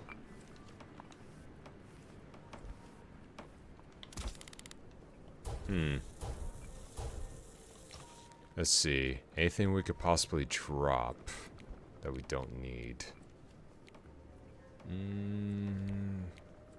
No, we definitely need all this. Repair. Well, we got one repair kit left. Let's see. Does it need any more repairs? Nope. But at the same time, we definitely need the resources a bit more. Let me actually see. Can we upgrade our cargo hold?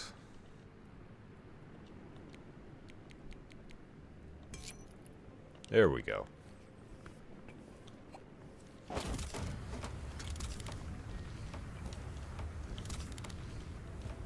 There we are. Now we can fit more resources. Now let's take a look-see. Seeing how we have a good amount of resources, before we continue on, let's head back to our main base, which is the father ship.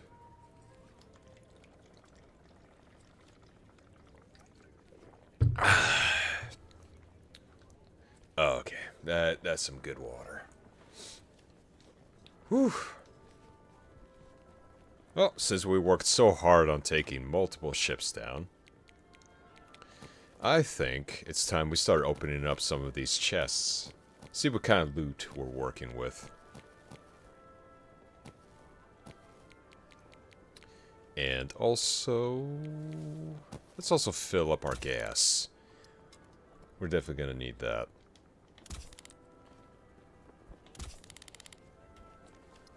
Especially considering how we are running very, very low.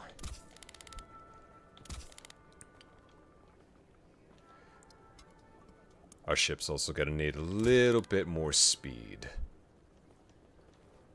with all things considered. So before we do that, and before I forget, maximum speed. Yes, we are going to need that, that. Oh yeah, definitely that. And yeah, looks pretty good, but our funding is very, very low. Bit of a shame, but, you know, you gotta do what you gotta do if we're gonna keep going with this. Alright, let's open this up. What do we got? Another rifle magazine. How about that? Alright, let's see what we got here. Oh, this is a green one. So magazine goes down, but reload speed goes up. You know what? I'll take that. Gets us back into the fight. Ooh. Yeah, we're definitely gonna need to upgrade the damage on that as well. We really need our weapons to pack a punch. Especially now, since we're getting further and further into the story.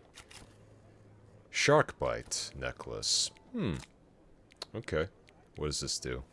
Greatly increases damage to falcons, but reduces Ava's HP. Nah, I'm okay with that. I want to be able to live a little bit longer.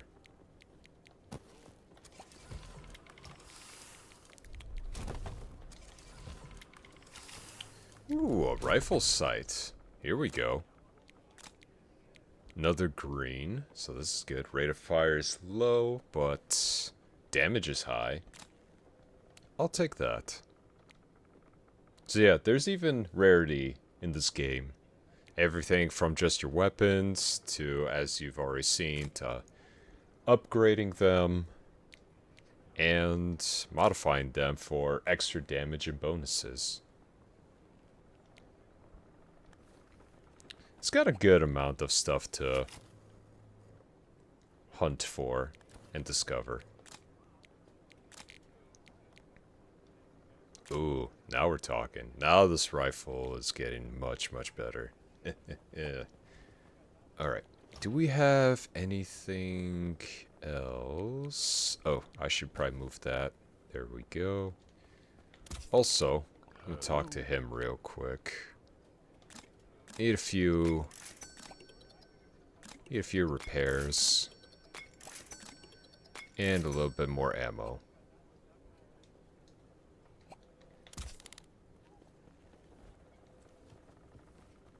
Now, in terms of what we're going to need, let's take a look-see at the building. Oof. Okay, so allows you to recycle more resources into materials. Well, I mean, might as well.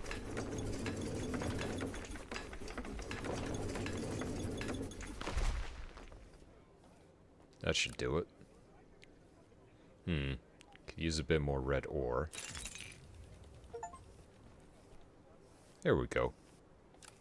But now, we're still going to need 3 more of redwood and 3 more for the granite.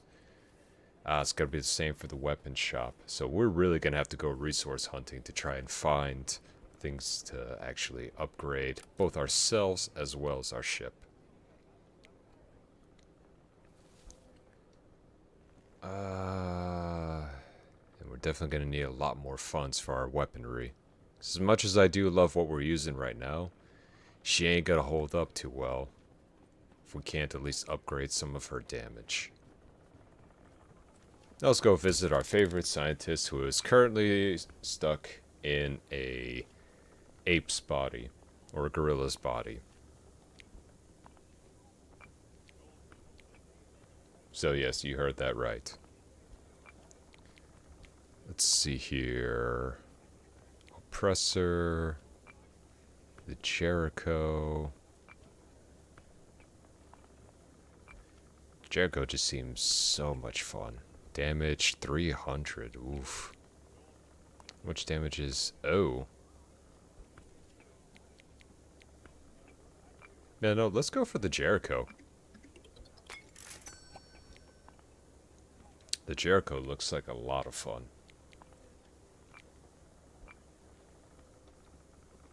Ah, what you got for us? Oh, you're okay. Is it just me, or is that concern I hear in your voice? It's just you. I don't plan on wasting my nerves worrying about a reckless girl and her wild island hopping. Danny was enough.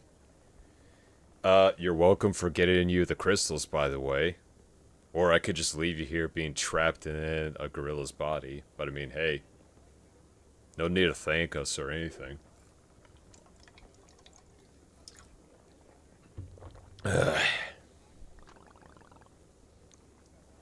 Danny, was he another victim of your experiments? He was. It's not important. Listen, you're always fighting whether it's humans or monsters. Just remember you only have one life. I'll try, and maybe you can try to remember my name for once. I noticed the ship's movement seems slow. Is that due to not enough upgrades or just the game? So the ships themselves move a bit slowly, but also at the same time, I mean, given how it's a top-down shooter, I understand the speeds aren't, you know, wild and crazy. But at the same time, given that they're airships and how they move with the propellers and everything, I guess it kind of balances out, especially when it comes to combat. Now, we do have a much smaller ship that is faster and more maneuverable, but considering the enemies that we just seen, I rather have a little bit more heft than speed at this point. Now, man. So much to explore. Oh boy. Well, doesn't that look dangerous? At the same time, though, save the mines. Then we got all this other stuff that we could do. But yeah, no, let's go back to that. So that way I could at least get a nice fast travel right there.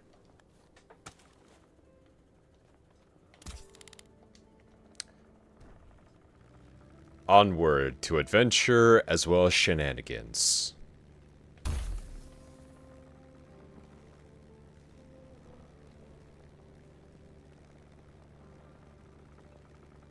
And hopefully at some point we might actually be able to receive some dynamite so we can start collecting some of these other chests that are around.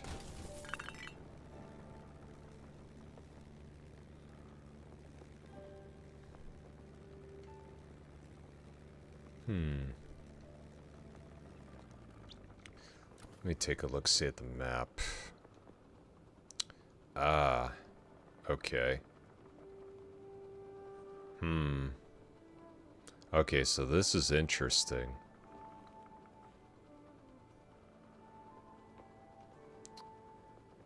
So it looks like we are going to have to do a lot more island hopping.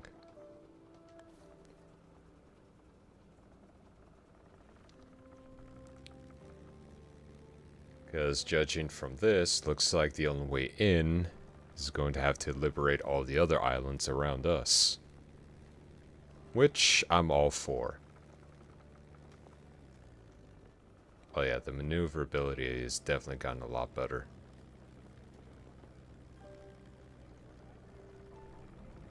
And we got full health, so we're good on that. Let's take a look-see. Alright, let's take this path, so that way we can get to the outside.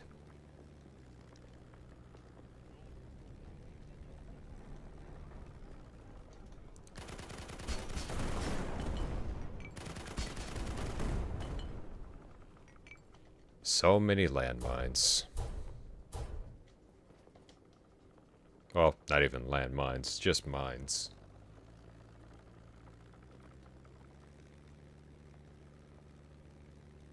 Ooh, at least we got a good amount of cash for our weapons, but we definitely need a lot more for our ship, specifically for our guns. Ah, okay. Alright, so the current... Oh, we got a big current going this way. So it doesn't look like our ship is going to be able to push past that. So that means we're going to have to maneuver a little bit up and around. Let's see if we can manage something like that.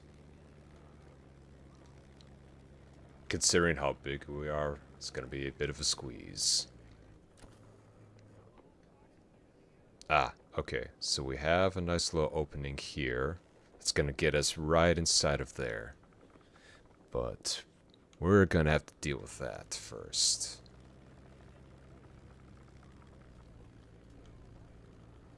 But all in all, this has been a very, very interesting game. I do wish, though, that they do make... not necessarily a top-down shooters, but just like more games like this, where you're just up in the air. With just airships and whatnot. Having battles like that. I think it would actually be a pretty good time. But that's more or less just speaking for me. It might be just a pretty niche audience, but... variety is the spice of life. Ooh. And look at all that loot that just came up on our map. Look at that.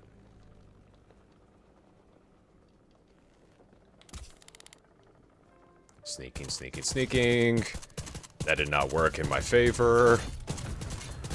But it's okay. Oh. That's a rude way to interrupt some combat.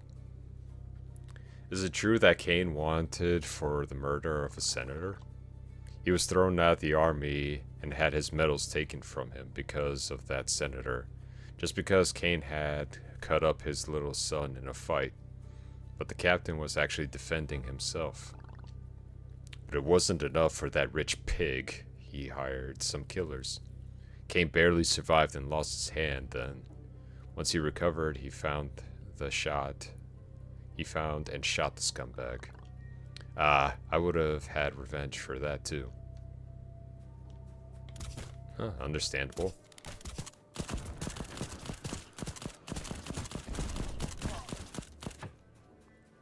Oh boy.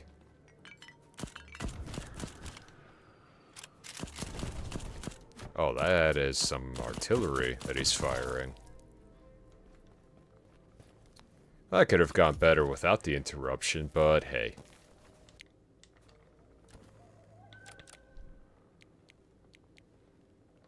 It works. Alright. Let's at least restock, get our bearings. We're definitely going to need some of that redwood, though. Redwood and granite. Now let's take a look. Alright. Ooh, Got a good amount to go. And that is a huge scorpion. How did that even get up here? Why is it up here? You know what? I'm just gonna go through what I've said before. Just don't question it. Just accept it. But if that thing's a boss fight, I'm ready for it.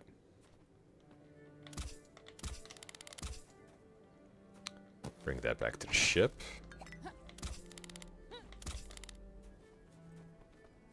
Alright. Let's see what we got here. Actually, I want to test out... Where is it? Ah. Yes. Now this should be fun. Lore time. The middle of emptiness. A few peoples... That's kind of weird grammar. A few peoples who inhabited the desert lands roam from island to island in search of sustenance. It's difficult to survive when all you have for breakfast is rocks and sand. These nomads believe that spirits inhabit the islands, and that it is best not to cross them lest they get angry and turn into monsters. But it seems that has already happened. I hope that's not a boss fight, because that thing big. Well, you know what they say, the bigger the monster, the more XP, right?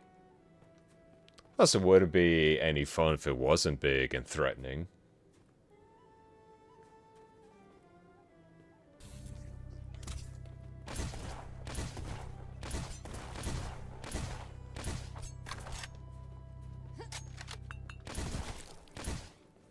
You and me, big boy. Come on. I mean, it was an impressive axe, but... Rocket launcher.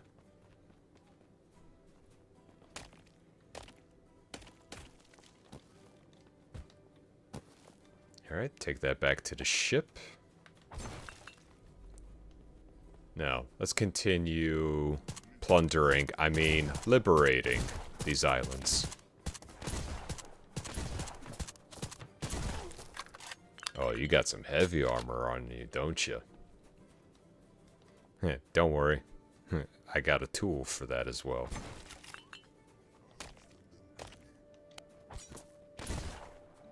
Okay, first of all, rude.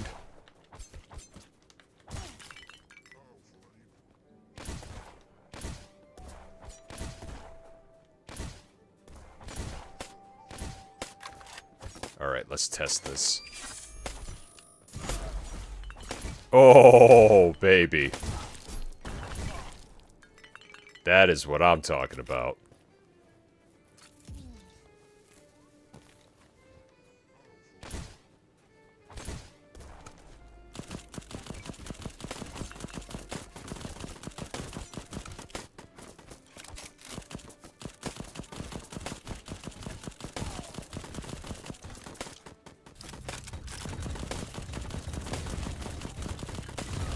Limited amount of time. There we go.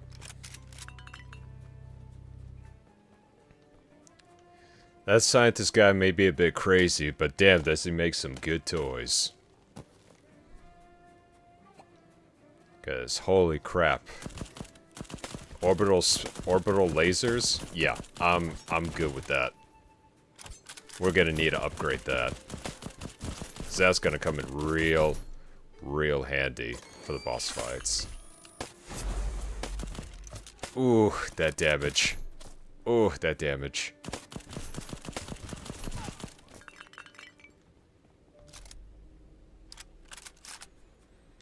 And ooh, our ammo count. Not looking too hot.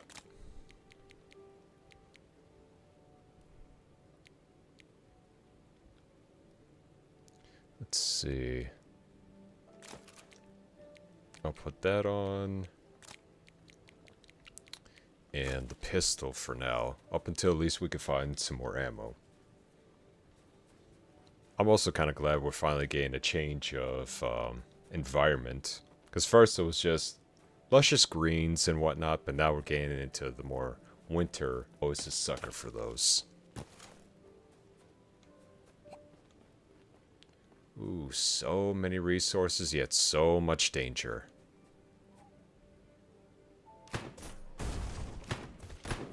Thank you for standing right next to that barrel. Really appreciate it.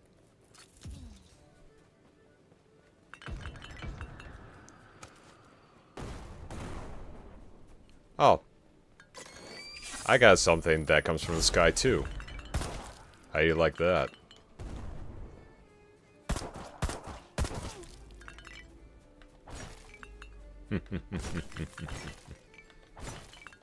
Like I said, we are totally the good guys in this.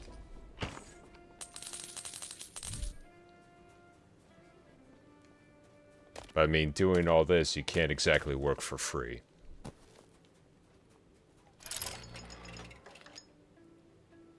Ooh, the gate's open.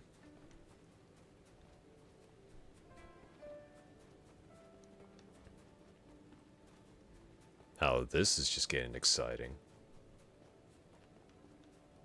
Where's it? Ah, right here. Some blue ore. And it looks like there is still some chests that we have yet to discover. Chest number 1. And this one looks, it's more on the inside.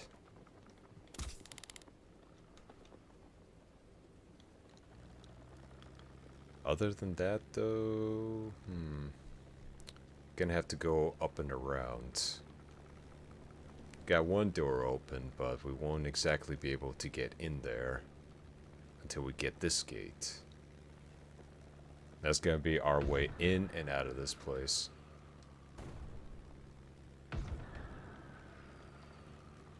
And they're firing at us. Haven't even done anything yet. All they did was just kill some of their buddies on the other side of that island. I mean, come on now.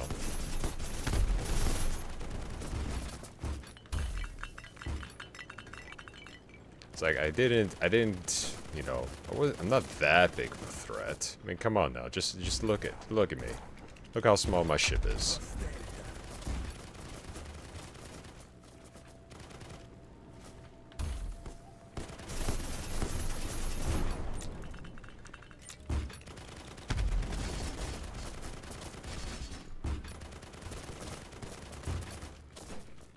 Oh, we got another one trying to back them up.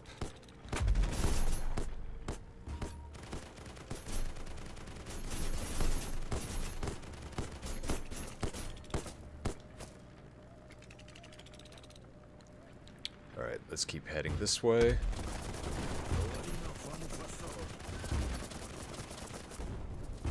Take out some of their guns.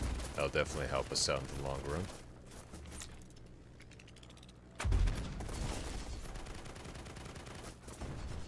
It's another one gone.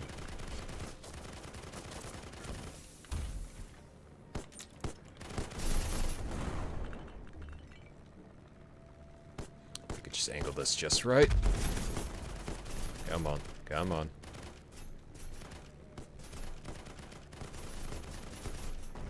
Oh yeah.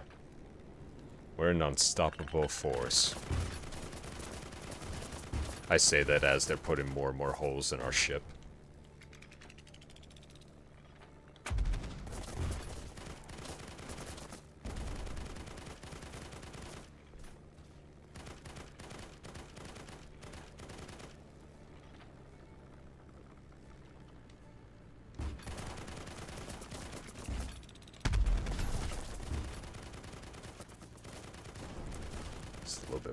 A little bit more, and we almost got him. Flying it up and around, and rockets away.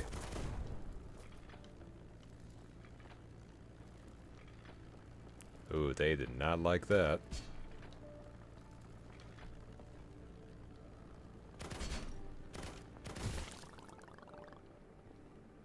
I can control the approach of several islands from here at the same time. It's a good place for the father ship. True.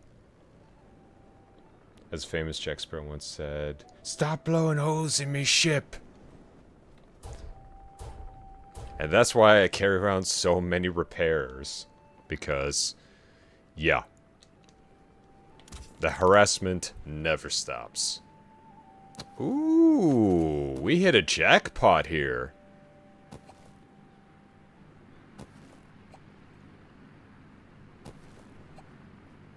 We definitely hit the jackpot.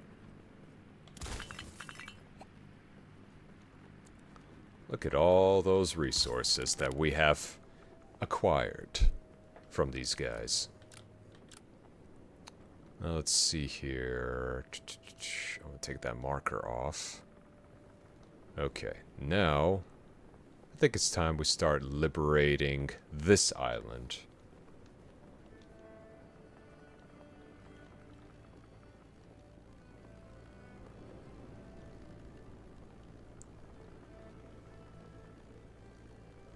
But yeah, this is it's been pretty interesting. Flying, especially in this game, it takes some getting used to because you have to work that throttle and everything else. But other than that, it's a pretty good time.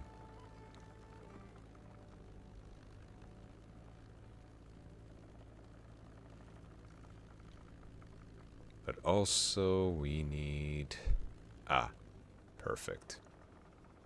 This ought to be a good spot.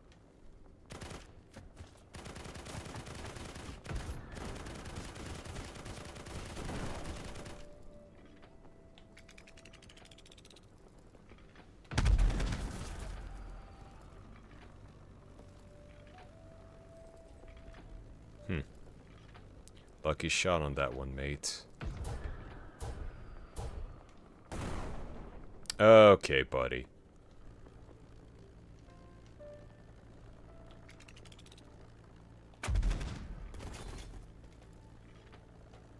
Oh. They actually know who I am. Good.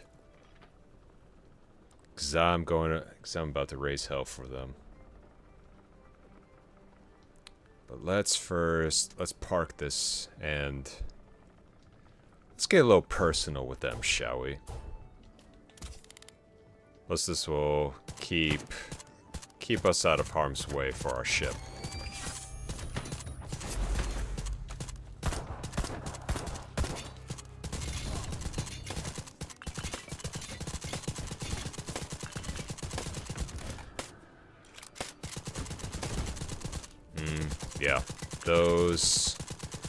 Yeah, those guys right there are about to be a problem.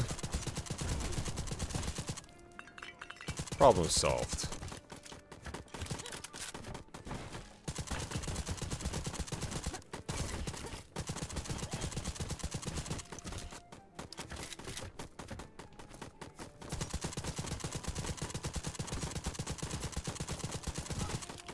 Might be in a bit of a pickle here, lads.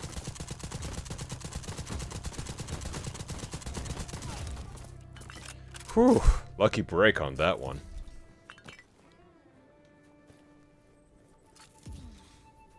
Yeah, our guns are definitely going to need to do a lot more damage.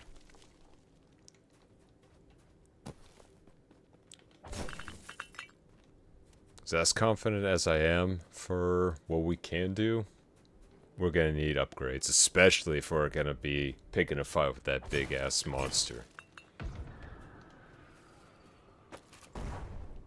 Interesting how they're still trying to fire on us.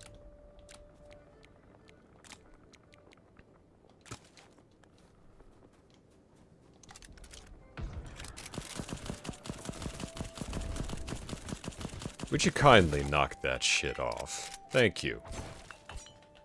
Jeez.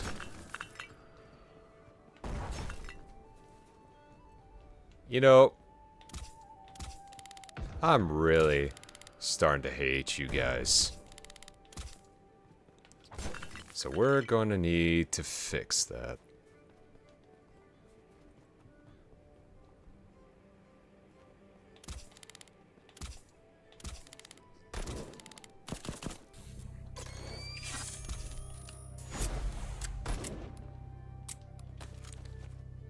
One time I run out of ammunition.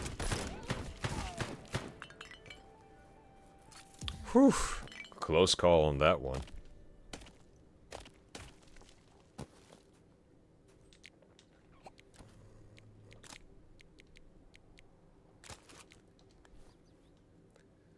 Probably after we liberate most of this island, might have to turn back to our main ship, because this is getting a bit treacherous.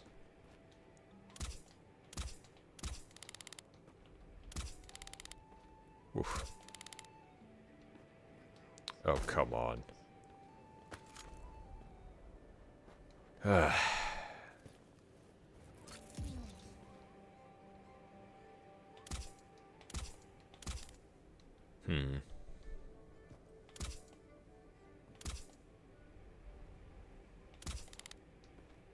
As much as I do enjoy doing a little bit of platforming, this is getting a bit ridiculous.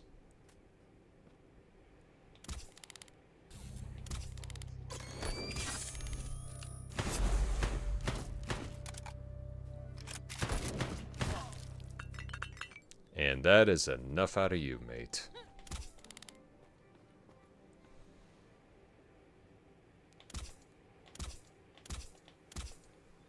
Ah, bugger all.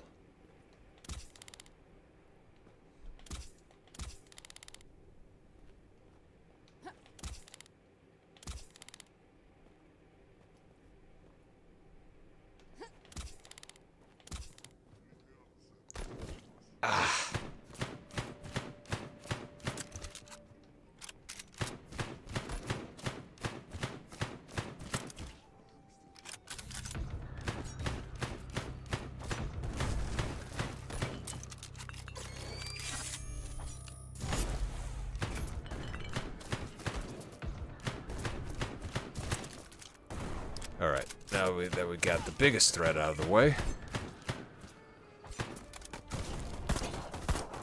Ah, great, we got one of you.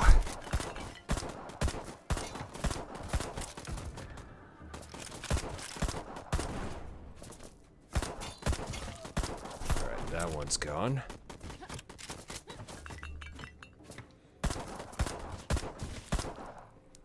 Whew.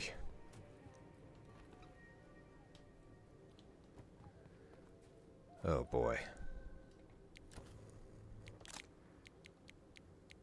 Time to change up our approach.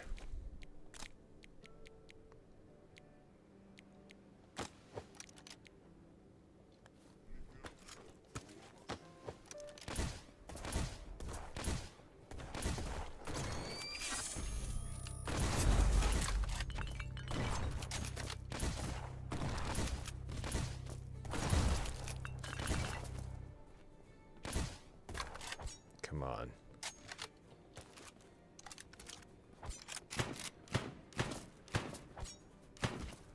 Good thing I traded out at least some damage for accuracy.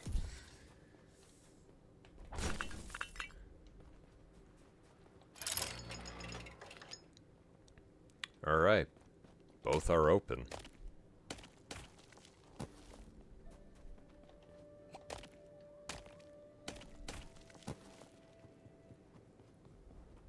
But now...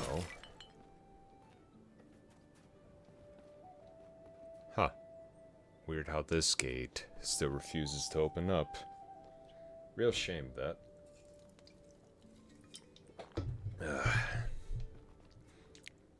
Actually, before we continue, I'm gonna grab myself a wee bit of a snack. And then we can continue on with the liberation of this place. So I shall be right back.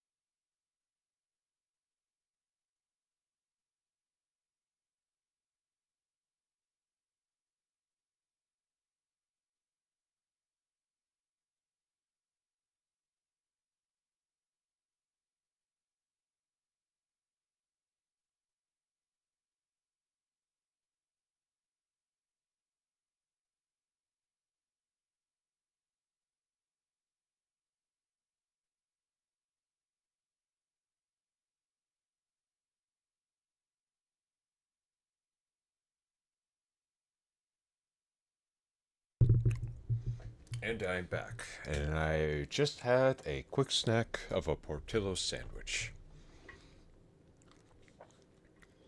So, now I got some fuel in me. Let's continue with the mayhem, shall we?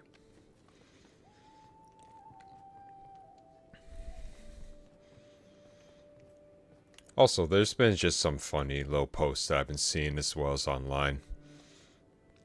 Like stuff about being, is a hamburger a sandwich?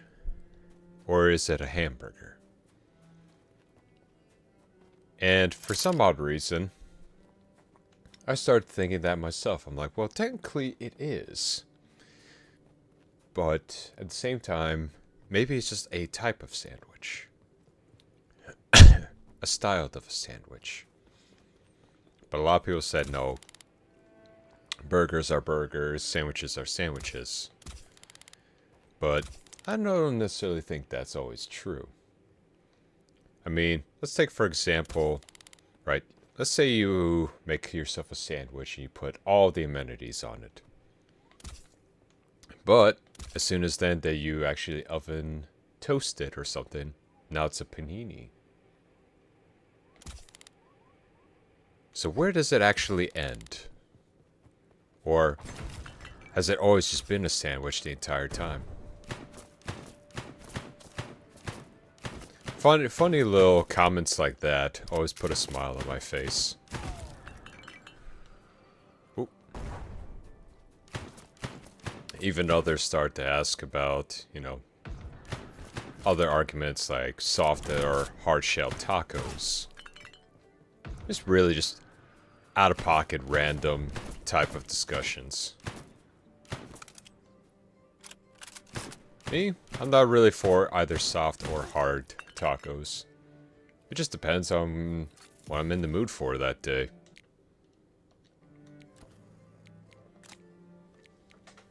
But seeing people kind of argue over that stuff every now and again, it's kind of fun. It's like Pepsi or cola, you know, or crispy bacon versus, you know, slightly chewy bacon. All those like fun little discussions. Like to me, I'm usually not one to really pick sides on most things. I just look at it and go, if I'm feeling it, that's what I'm gonna go for. Whew, that was a close one. Ooh, that was another close one. But it's definitely one of those things that's just like, hey, you know, something that people think about at, what, like 3 a.m. at night. Or if you're just having fun, having a couple drinks with your buddies, and conversations like this get brought up.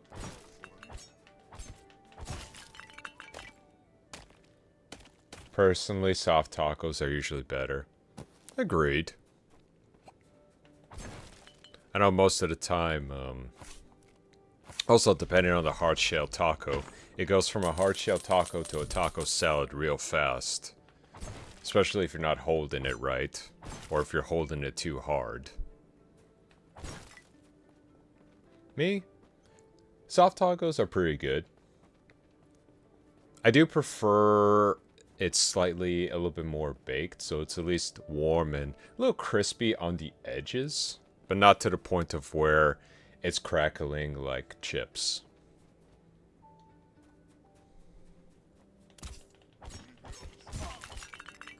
Yeah, not so threatening now, are you?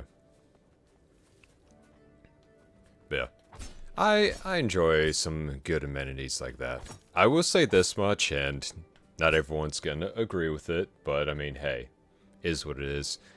I don't mind having stuff like the tacos and burritos, but the one topping, right? The one topping that, for some reason, I don't know what it is. Whether it's the texture, or I can't really wrap my head around it in terms of whatchamacallit. In terms of just overall flavor, has always been like the beans. I don't know, just could never get around to getting used to them. Do I hate them? Nah. But preferably, I don't want to have them whenever I'm eating. food like that. To each their own, but to me, just, I don't know, just any assortment of beans, it just, I don't know, I can't deal with it. I have a hard time dealing with it.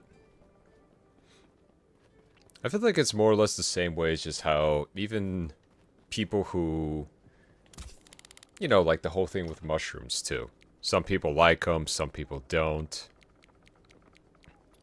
And it's understandable from both sides. Like for me, I enjoy mushrooms, especially if they're like good baked stuffed mushrooms. But I know some people, they'll look at it and just go like, oh, it's a fungus. Ugh. Ugh, I would not eat that at all. And I go, yeah, you know what? That's understandable. I mean, I like them, but I get it. Now, granted, beans are, you know, a little bit more well accepted, but I guess I'm one of those outliers that I can't really stand beans. Whether they're just cooked up or served as a topping, I don't know. Something about them just doesn't feel good to me. So, yeah. I guess it's an acquired taste. Just like stuffed mushrooms. It's an acquired taste for some people. Granted, I have tried it multiple times. It's like restaurants, over at some mate's place, but it's just, yeah, I just can't do it. For the life of me, I don't know how. I believe it depends on the type of beans, but not all beans belong as toppings. That is true. That is true. But for at least for the most of the ones that I've had, they'd either be either a topping or they'd be mixed in with a sauce. Like some of it even, ooh, good example is chili. I like chili, but I will eat it only without the beans in it. I don't know what it is, but like I'll like for example, a chili dog, right? A chili dog. You got a basic hot dog with all the amenities and then the chili.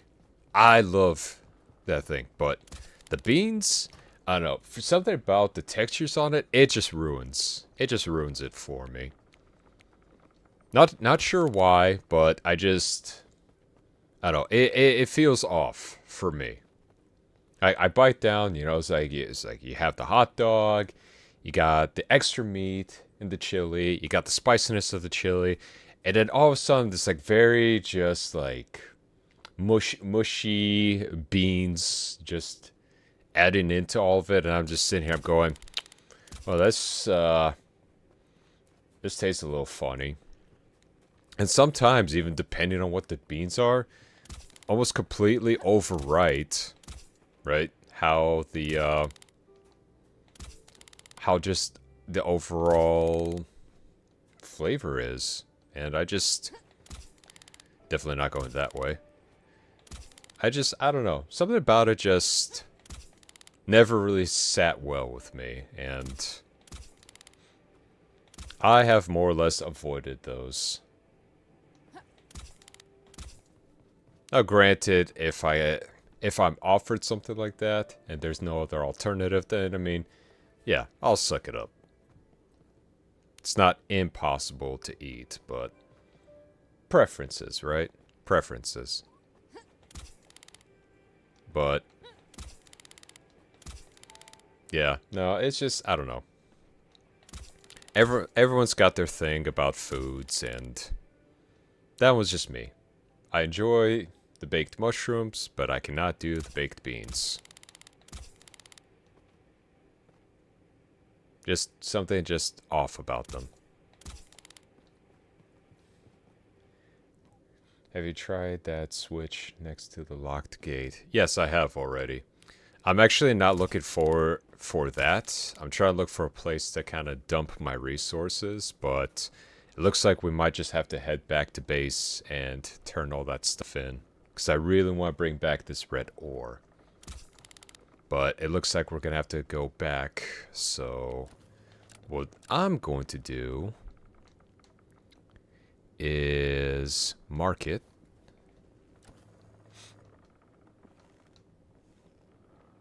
sometimes the curse of, you know, being a pirate loot goblin.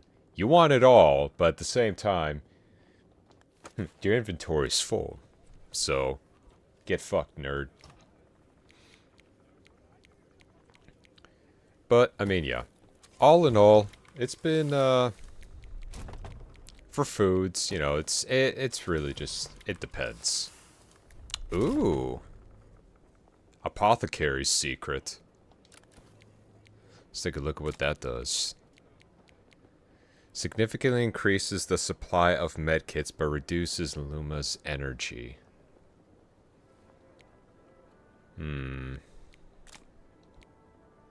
Not sure I really want that. Let's take a look at some of the sites, though. Ooh, here we go. Some better upgrades for our SMG. And let's move the rest of the cargo.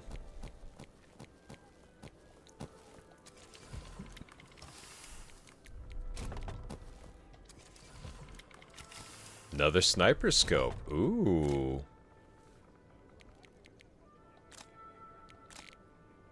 What we got? Ooh, damage is even higher. That's what I'm talking about. That's what we're looking for. Let's see. Put the rest of these away. Shotgun butt. Reload speed. Ooh. Oh yeah. Now things are starting to get good. But first things first. What we need to do... Oop. Wrong button. Grab this real quick. Because if we're going to come back here, we might as well fuel up and restock on everything. And there we go. Put that back in our cargo hold here. And...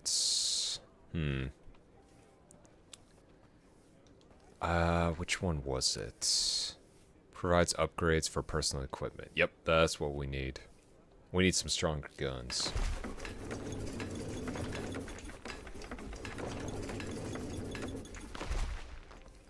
Boom. And now, we could go into our equipment and... Hey, level 2 unlocked. Let's go.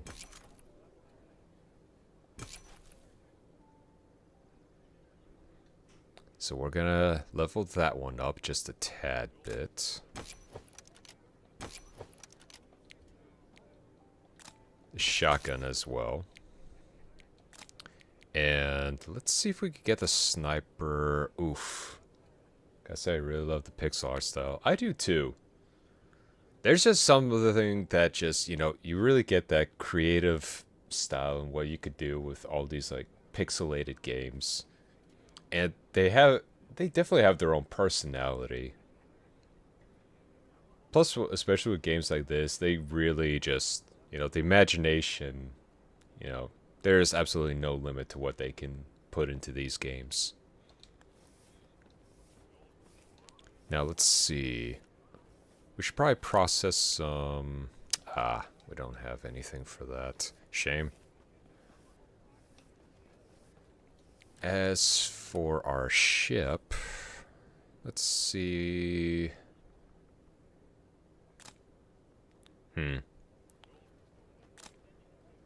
Yep. We're gonna really need that. But yeah, I really do enjoy pixelated games. It's one of the many games I started off with. Not to mention it's usually easier on the eyes. Also very true. Environments are creative and you never have to worry about motion blur or even about turning it off, which is one of the many things that I really enjoy about pixelated games. Never hurts the eyes. Alright, now that we got that all settled, let's head back here.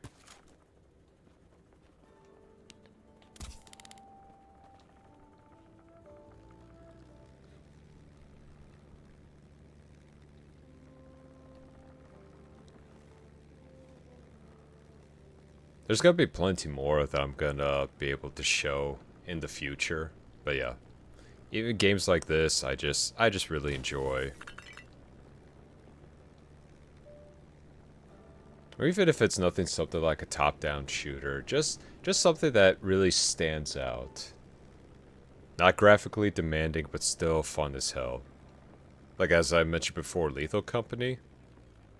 Not exactly what you call next-gen graphics type of game, but it's got its own little charm to it, and frankly, I like that about that game.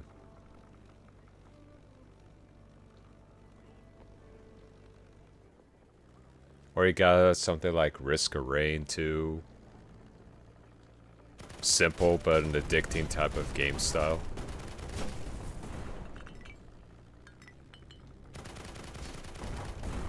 Also mean they've been getting more and more popular as the years have been going on. I think we kind of reached that point of stagnation in terms of like realistic graphics.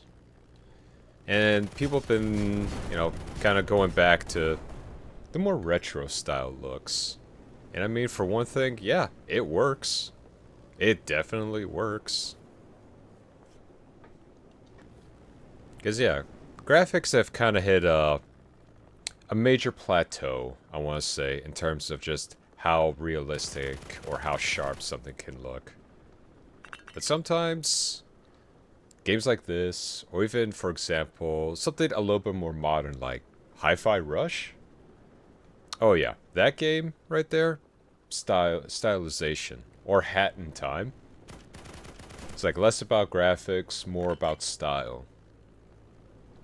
And I gotta say, like, I really like the style. It gives the game its identity, you know, it stands out. Much like how there are different types of art styles for comic books, manga, anime, like you see it, right? It's not just the same all across the board.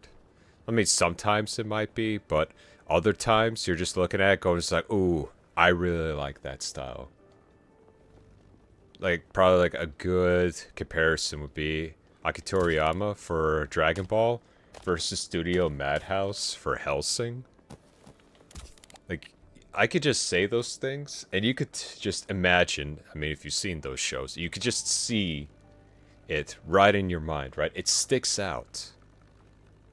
And I really love how it's been like that for gaming, where they have like a certain art style, a certain form, that they don't have to have all this realistic looking just graphics everywhere. It's like, you know, just give me something that looks nice and plays well. And it's nice that it's been kind of making a comeback for a lot of people.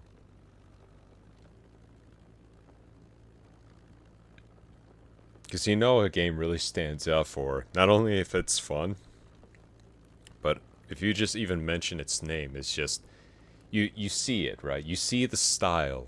You see the cover art of it in your head, and you just go, yeah, I remember it vividly just because of that style. And I feel like that's what a lot of the, at least in terms of like the big game developers, they've been so focused on trying to make everything look so hyper realistic to the point of where even a lot of them just, I'll just go ahead and say it, they look samey. Don't mind me. We're just passing through.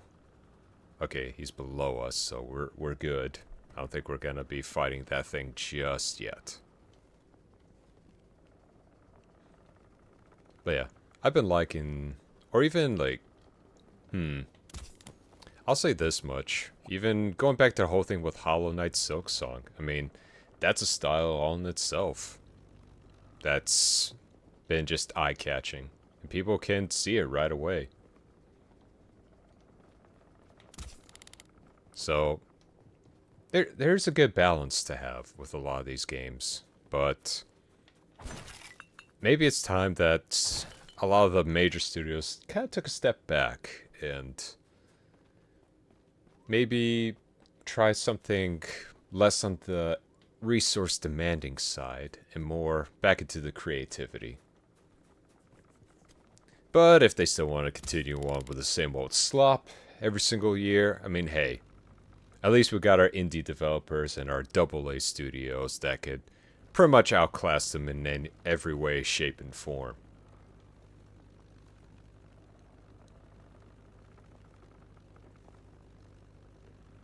And that's the one thing that I really do enjoy about PC. Okay, let's see. Okay, so that was where we were going. Ah, it's right there. Just need to, real quick, yoink.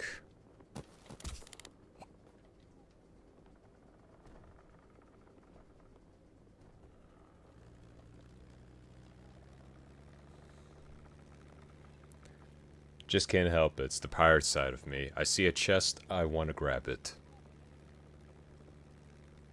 See some booty, you need to grab it.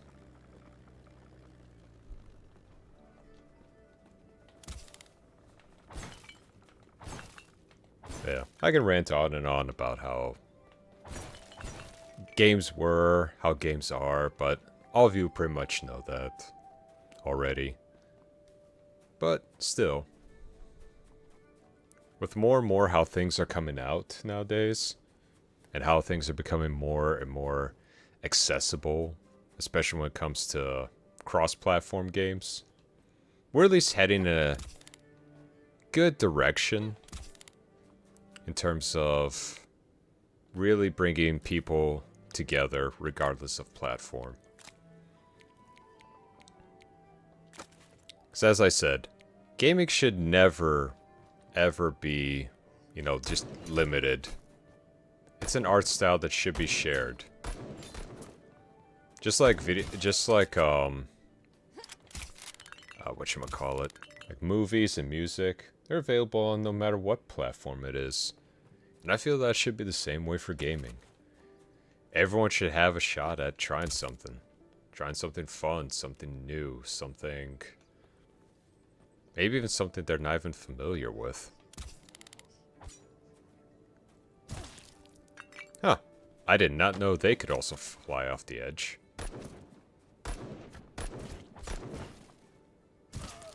Now I really want to troll them.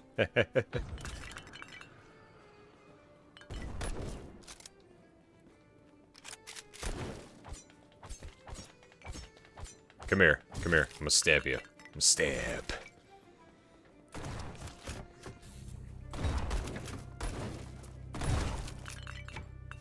Well, that's the end of them.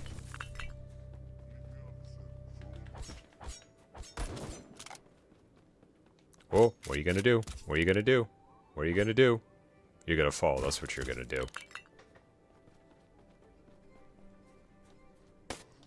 Ooh. Ooh. You look interesting.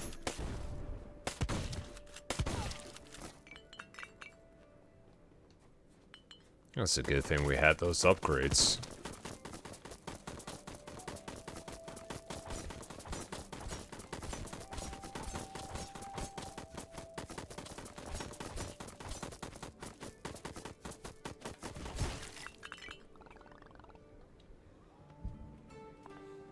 Was that a bit cheap? Maybe. But then again, being a pirate, you never play fair.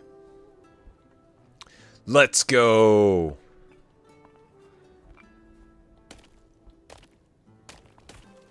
Consider this place liberated. Now, do they have any health pickups anywhere? I'm sure it's fine. What do we got? No. Wow, I need 3 ships to fly over 8 islands. At least I can immortalize my adventures as a locked combination on our islands. Let the future people have a little laugh. I flew over 2 islands in the first ship, okay, before it crashed. After the crash, the local fisherman took me to the next island. Then the cargo ship picked me up, and I went the rest of the way on that. Huh. Fun little riddles. Okay. Okay, so you needed 8 ships to fly over it. So our total is 8, which means we have to break it down. Alright. So we started off with 8, and he flew over 2 islands on the first ship before it crashed. So then we got down to 7 for that. After it crashed, the local fisherman took me to the next island.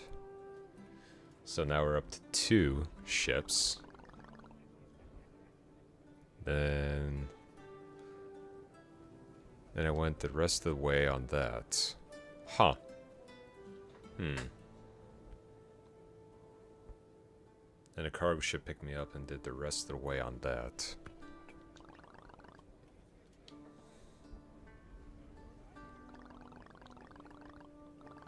Interesting. So I flew over 2 islands on the first ship before it crashed. But he took 8 ships. Huh. Okay. This combination is going to be a bit off. After the crash, the local fisherman took me to the next island. Then the cargo ship picked me up and I went the rest of the way on that. So he took 1 ship, I got into 2. Then we got down to 5, then he took another ship and went down to 4. And then another ship took him the rest of the way.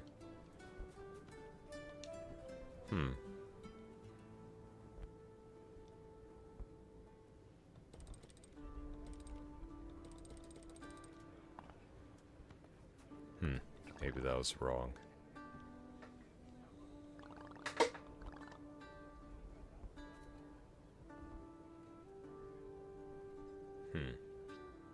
So over 2 islands for this one. Yeah, we're gonna need to rub our existing brain cells together for this one. So he first flew over with 1 ship over 2 islands. I believe the first 2 numbers are 8 and 2. I would think that way, but at the same time, cargo ship took me the rest of the way. It won't go up any higher, so yeah. Because he said it took him about 8 ships, right?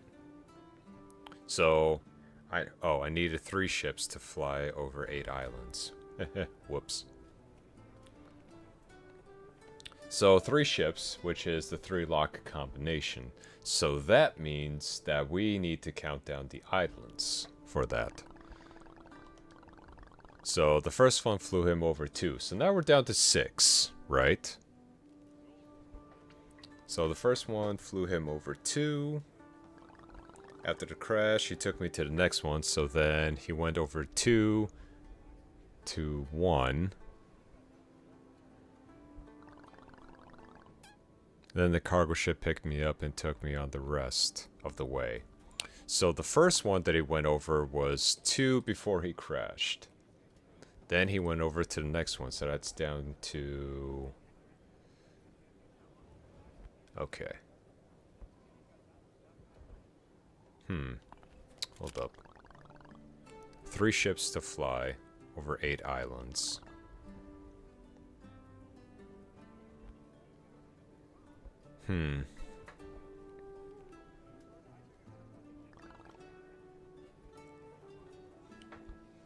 So it doesn't go higher than that.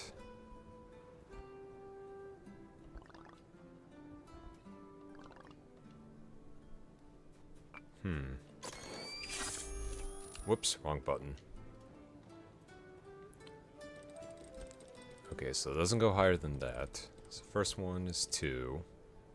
And they said there was 8 islands in total. So then the third time that he has to go. So there we go. Boom.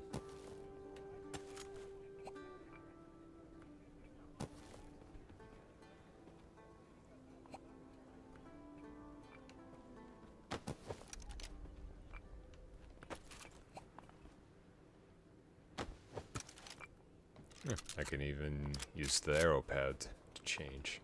Nice. We did it. Okay, now let's see. Still got a good couple of islands to liberate here. What do you say we do one more, yeah? Why not do... Let's hit this one real quick, shall we?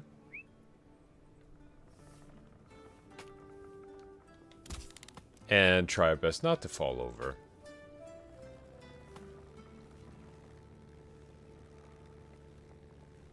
So we are going to... Actually, seeing how we're on this side...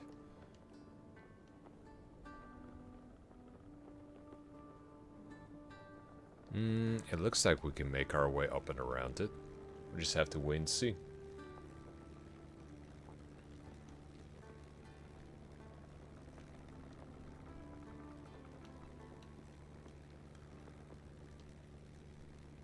But then, well, going back to foods and all, there's been some pretty interesting foods I've had, especially overseas, and a lot of times it's definitely not what you usually expect. But they are in a very acquired sort of tastes. But as I have traveled, I've been huge when it comes to spicy foods. Now, some spicy foods I really like a good spicy curry, or some forms of like hot sauces and whatnot. Attention, you're leaving the gameplay area. Ooh. Oh boy. Let's make it back before before they sink us. Before the game itself sinks us. But wasn't really a big fan of spicy foods back then. But just like every single kid, you know, you start off trying to eat a whole bag of flaming hot Cheetos.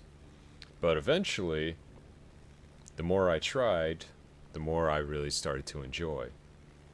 And being the only family member that actually does enjoy spicy foods, it's I don't know, it's almost like a badge of honor in a way, in my book. Now, I do say there is something as too spicy. Like for me, good jalapenos and whatnot, or some red peppers, I'm all for it. But going anywhere, something to the point of where it just like kills your taste buds, nah. Like to me, that's just like if you need something like ghost peppers or something to feel something, you've nuked your taste buds a long time ago. As for me, highest I would probably go would be the ghost peppers, but even then, that's just it's a little bit of overkill for me. Even some curries that I have enjoyed, that have just the right amount of spice, are good. But then there are those to the point of where, if you could imagine it, you eat enough of this spicy curry, but to the point of where your lips become inflamed. So it just looks like you have those like just very, very just big, luscious lips at the end. And it hurts. The entire time, no matter how much you try to wash off the residue, they're just burning and swollen. Yeah, there's a limit to how spicy something could be. Spice is good for flavor, but for me, like the moment it nukes my lips and my tongue, nah, I'm good. Even some of the times at Buffalo Wild Wings, like Jamaican jerk or garlic seasoning, yeah, that's good stuff. I might sometimes even go a little bit higher in terms of spiciness. But I will not go too high up. Whoa, boy. I will not go, like, stupidly high. Not just that, but there is also the issue of having stomach pains and eating really spicy. That is true. Like, I understand the whole premise behind the spicy foods, right? It helps to kill off with bacteria and all that. But even then, right, even then, there comes to a point in time where it's just, it's a bit too much. Whoa. Nope. Give that. Oh boy. We are in a spot. Whew. Okay. That was a bit awkward there. Yeah, I've even tried that whole challenge, right? With the really spicy foods back at Buffalo Wild Wings, like where you get that free t-shirt. Yeah, that challenge was not worth the t-shirt. Granted, I managed to do it, but holy crap, though. Like, it is not worth the squeeze when it comes to stuff like that. Like, that stuff was just way, way too spicy for me. And the worst part about it is, and you all know what I'm talking about, especially if you've had spicy foods, is the dreadful day when that stuff has to come out. And it's twice as painful.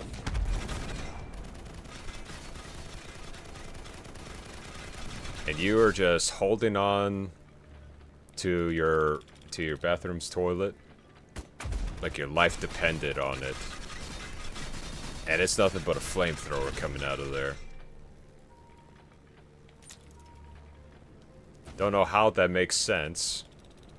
The fact that it should have been processed, but the spices, they just don't quit. And because of that, oof. Oh, we're in a spot. We gotta back off a little bit, mates.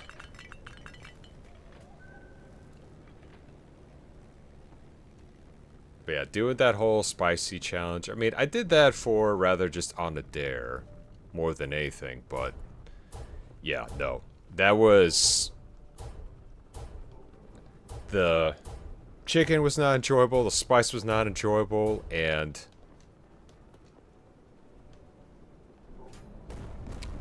damn it. And just the, yeah, that whole experience was just very unpleasant. It almost felt, you know what it actually felt like, at least to me, if you've never tried the really spicy wings at Buffalo Wild Wings. It almost feels like you have almost like a rock in your stomach, right? Or small little pebbles of them. And they are just, it's on fire the entire time.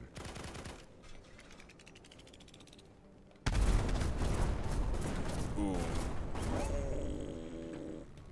Okay. We need to rethink our strategy here. We took a lot of damage, and I don't think there's going to be enough flex tape to plug up all these holes.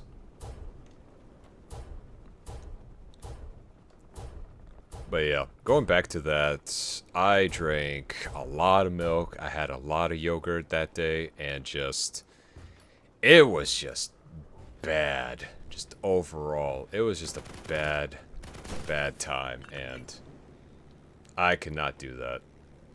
Never again. I told myself, you know what? It's probably better to just enjoy what you can handle. Because that t-shirt is a solid reminder to me, never ever do that again. But if you want to do it, more power to you. Just prepare to sweat. Like, a lot. And you'll also feel quite numb for your tongue, especially. Because, oh man. That stuff was just rough. It was just absolutely rough. It was hard to even get back into spicy foods after that. Like, the moment I smelled anything remotely spicy, you know, your body gets that little reaction. It's just, you know, it's like you get that shiver and you just maybe sometimes get that little reflex. And you're just in there going just like, nope, nope, I gotta leave the area. I can't do this. Sometimes that numbness lasts for days. Indeed it does. Luckily enough for me, it didn't last for too long, but it lasted long enough to have regret. So, yeah. Never again.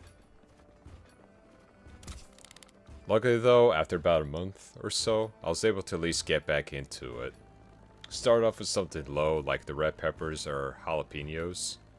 Then eventually worked my way back up to at least ghost peppers. I'll say this much, the frequency of it all was not as often as I wanted it to be.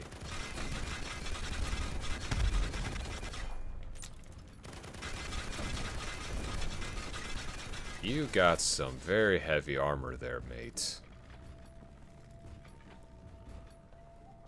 And we definitely need some better protection. Especially if we're going to be handling something like this. We're definitely gonna need to upgrade our stuff before we can continue on.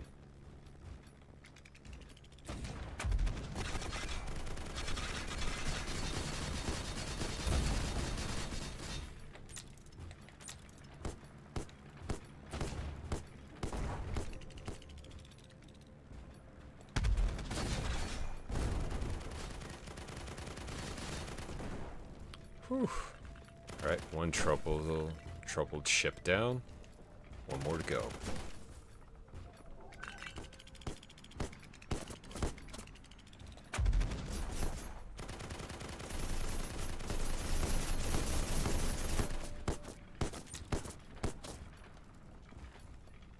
Alright, let's plug up some holes real quick while they're trying to make another pass at us.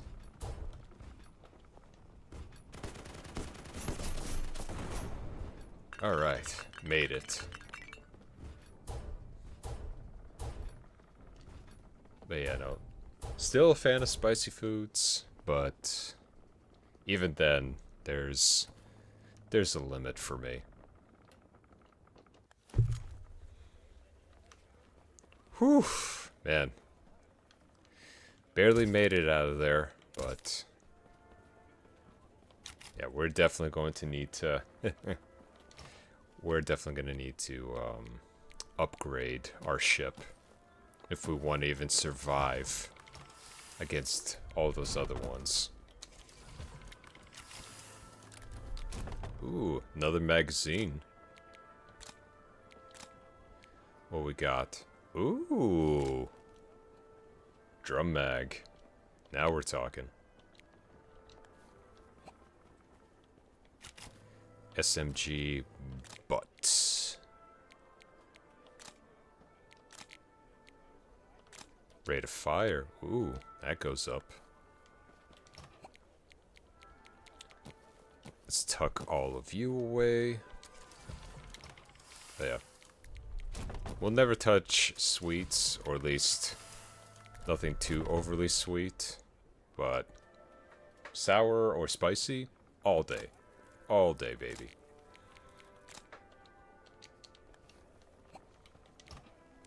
Let's see. Ooh, we're definitely gonna need some fuel. Oh, we got another shotgun buttstock. What else we got? Nah, I'm gonna stick it with that.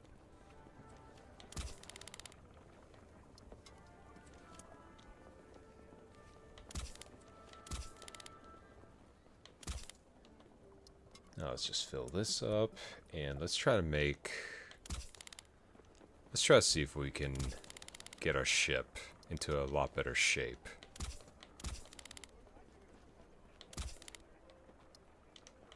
We might survive for now, but survival's not gonna exactly equal us victory. Oh hey, Gunman. Thank you for stopping in. How far are you in this game? Good question. We are trying to currently liberate the islands around us currently. However, the game gave us a nice little pop-up warning saying that from here on the game's gonna get harder. And it's not kidding. The character's barely surviving, and I'm going through repair kits like a kid at a candy store. So, we need to buff up both ourselves as well as the ship. Hello.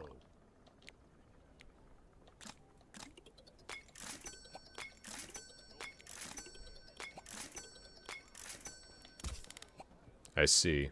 Yeah, I do want to get further on into the story, but they decide to give us a bit of a difficulty tweak. So now I need to be able to, well, we need to be able to find some resources. Because as you can see, we are pretty maxed out, but we need the workshop to be upgraded to even start upgrading both our ship as well as our damage.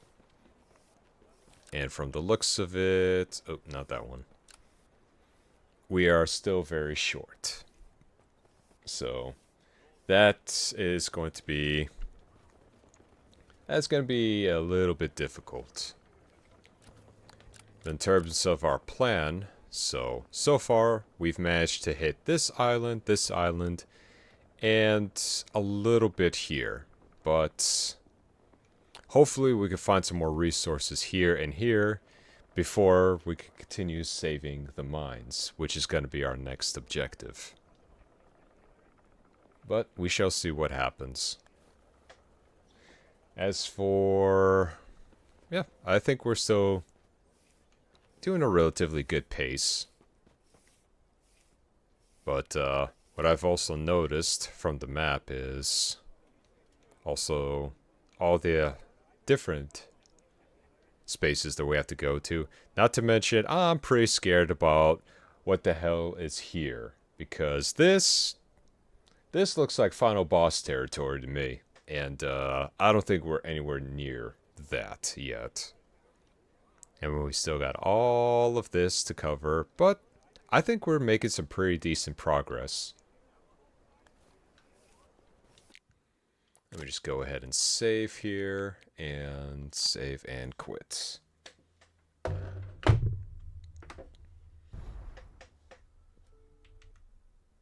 Now I just need to take care of something here. Give me a second. Let me just...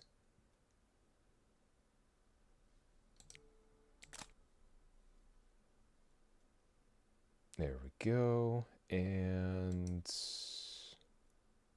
oh, hold up. Hold your horses. Hold on to your hats, mates.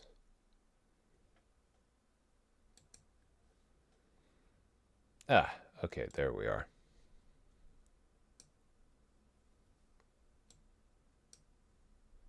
Game better and better. But, yeah, looks like we got a long journey ahead of us. But with all the progress that we made today, it's going to get even better. Now, not sure about how things are going to go with our current situation, considering how our ship was almost blown to pieces several times. But we'll make it work. Maybe I'll even test out the smaller ship tomorrow, just to kind of see the difference. See what we can work with here. Maybe speed is what's gonna help us get the edge on some of these enemies. Just to kind of, we'll mix it up a little bit, and hopefully we can find some more toys to play with, cause we got enough gold in our pouch. And we should probably start shopping for some better hardware. But other than that, that will about wrap things up on this adventure for today. It's been a very good time. Let me at least get the music back up. Oh, there we go. More DACA? Yes, indeed, more DACA. Maybe if anything, we should probably even paint our ship to make it go faster. That logic is sound, right? That works all the time. I think. No, it definitely checks out. It'll definitely work. But, yeah. Hopefully we could get this all well and taken care of tomorrow. Lots of DACA. Yes, indeed, lots of DACA. Lots and lots of it. Make it purple to be sneaky.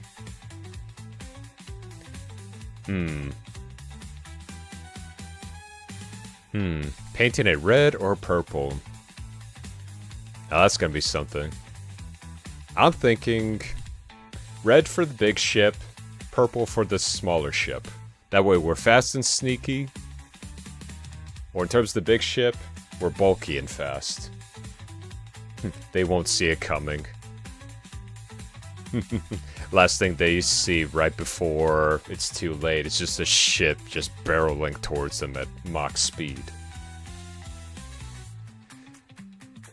Yeah. And considering the fact that we're been the only ones pretty much floating around there taking them down, it wouldn't exactly hurt to have some of our mates on the father ship help us out. Just saying. But then again, that won't really make us the main character of this story, then would it? But with that in mind, hopefully we can get through a good portion of that tomorrow. Because tomorrow's going to be a bit of more of a longer stream. Because as of for today, I have other things that I must attend to as your captain. But I am glad for all of you joining me here today. I hope you had a lot of fun, and I hope my ranting wasn't too much for you. I like staying positive, but you know, sometimes you just gotta let out some steam. Whether it's on the ship or just what's on your mind. Sometimes you just gotta let it all out. And the last thing I want to be is a very, very bitter captain to all of you. But, with that being said, thanks again for coming aboard. I hope you had fun here. Too positive needs more hate. Alright. No, that's fine. That's perfectly fine. I'll be sure to bring my negativity tomorrow. And then we'll have a real back and forth spat. Me and you. That way it balances out all the positivity. Plus more rum. Oh, rum? Well, if it's rum, then, I mean, I got that covered. I got that covered. Don't you worry. But also bring your own. Because I can only share so much.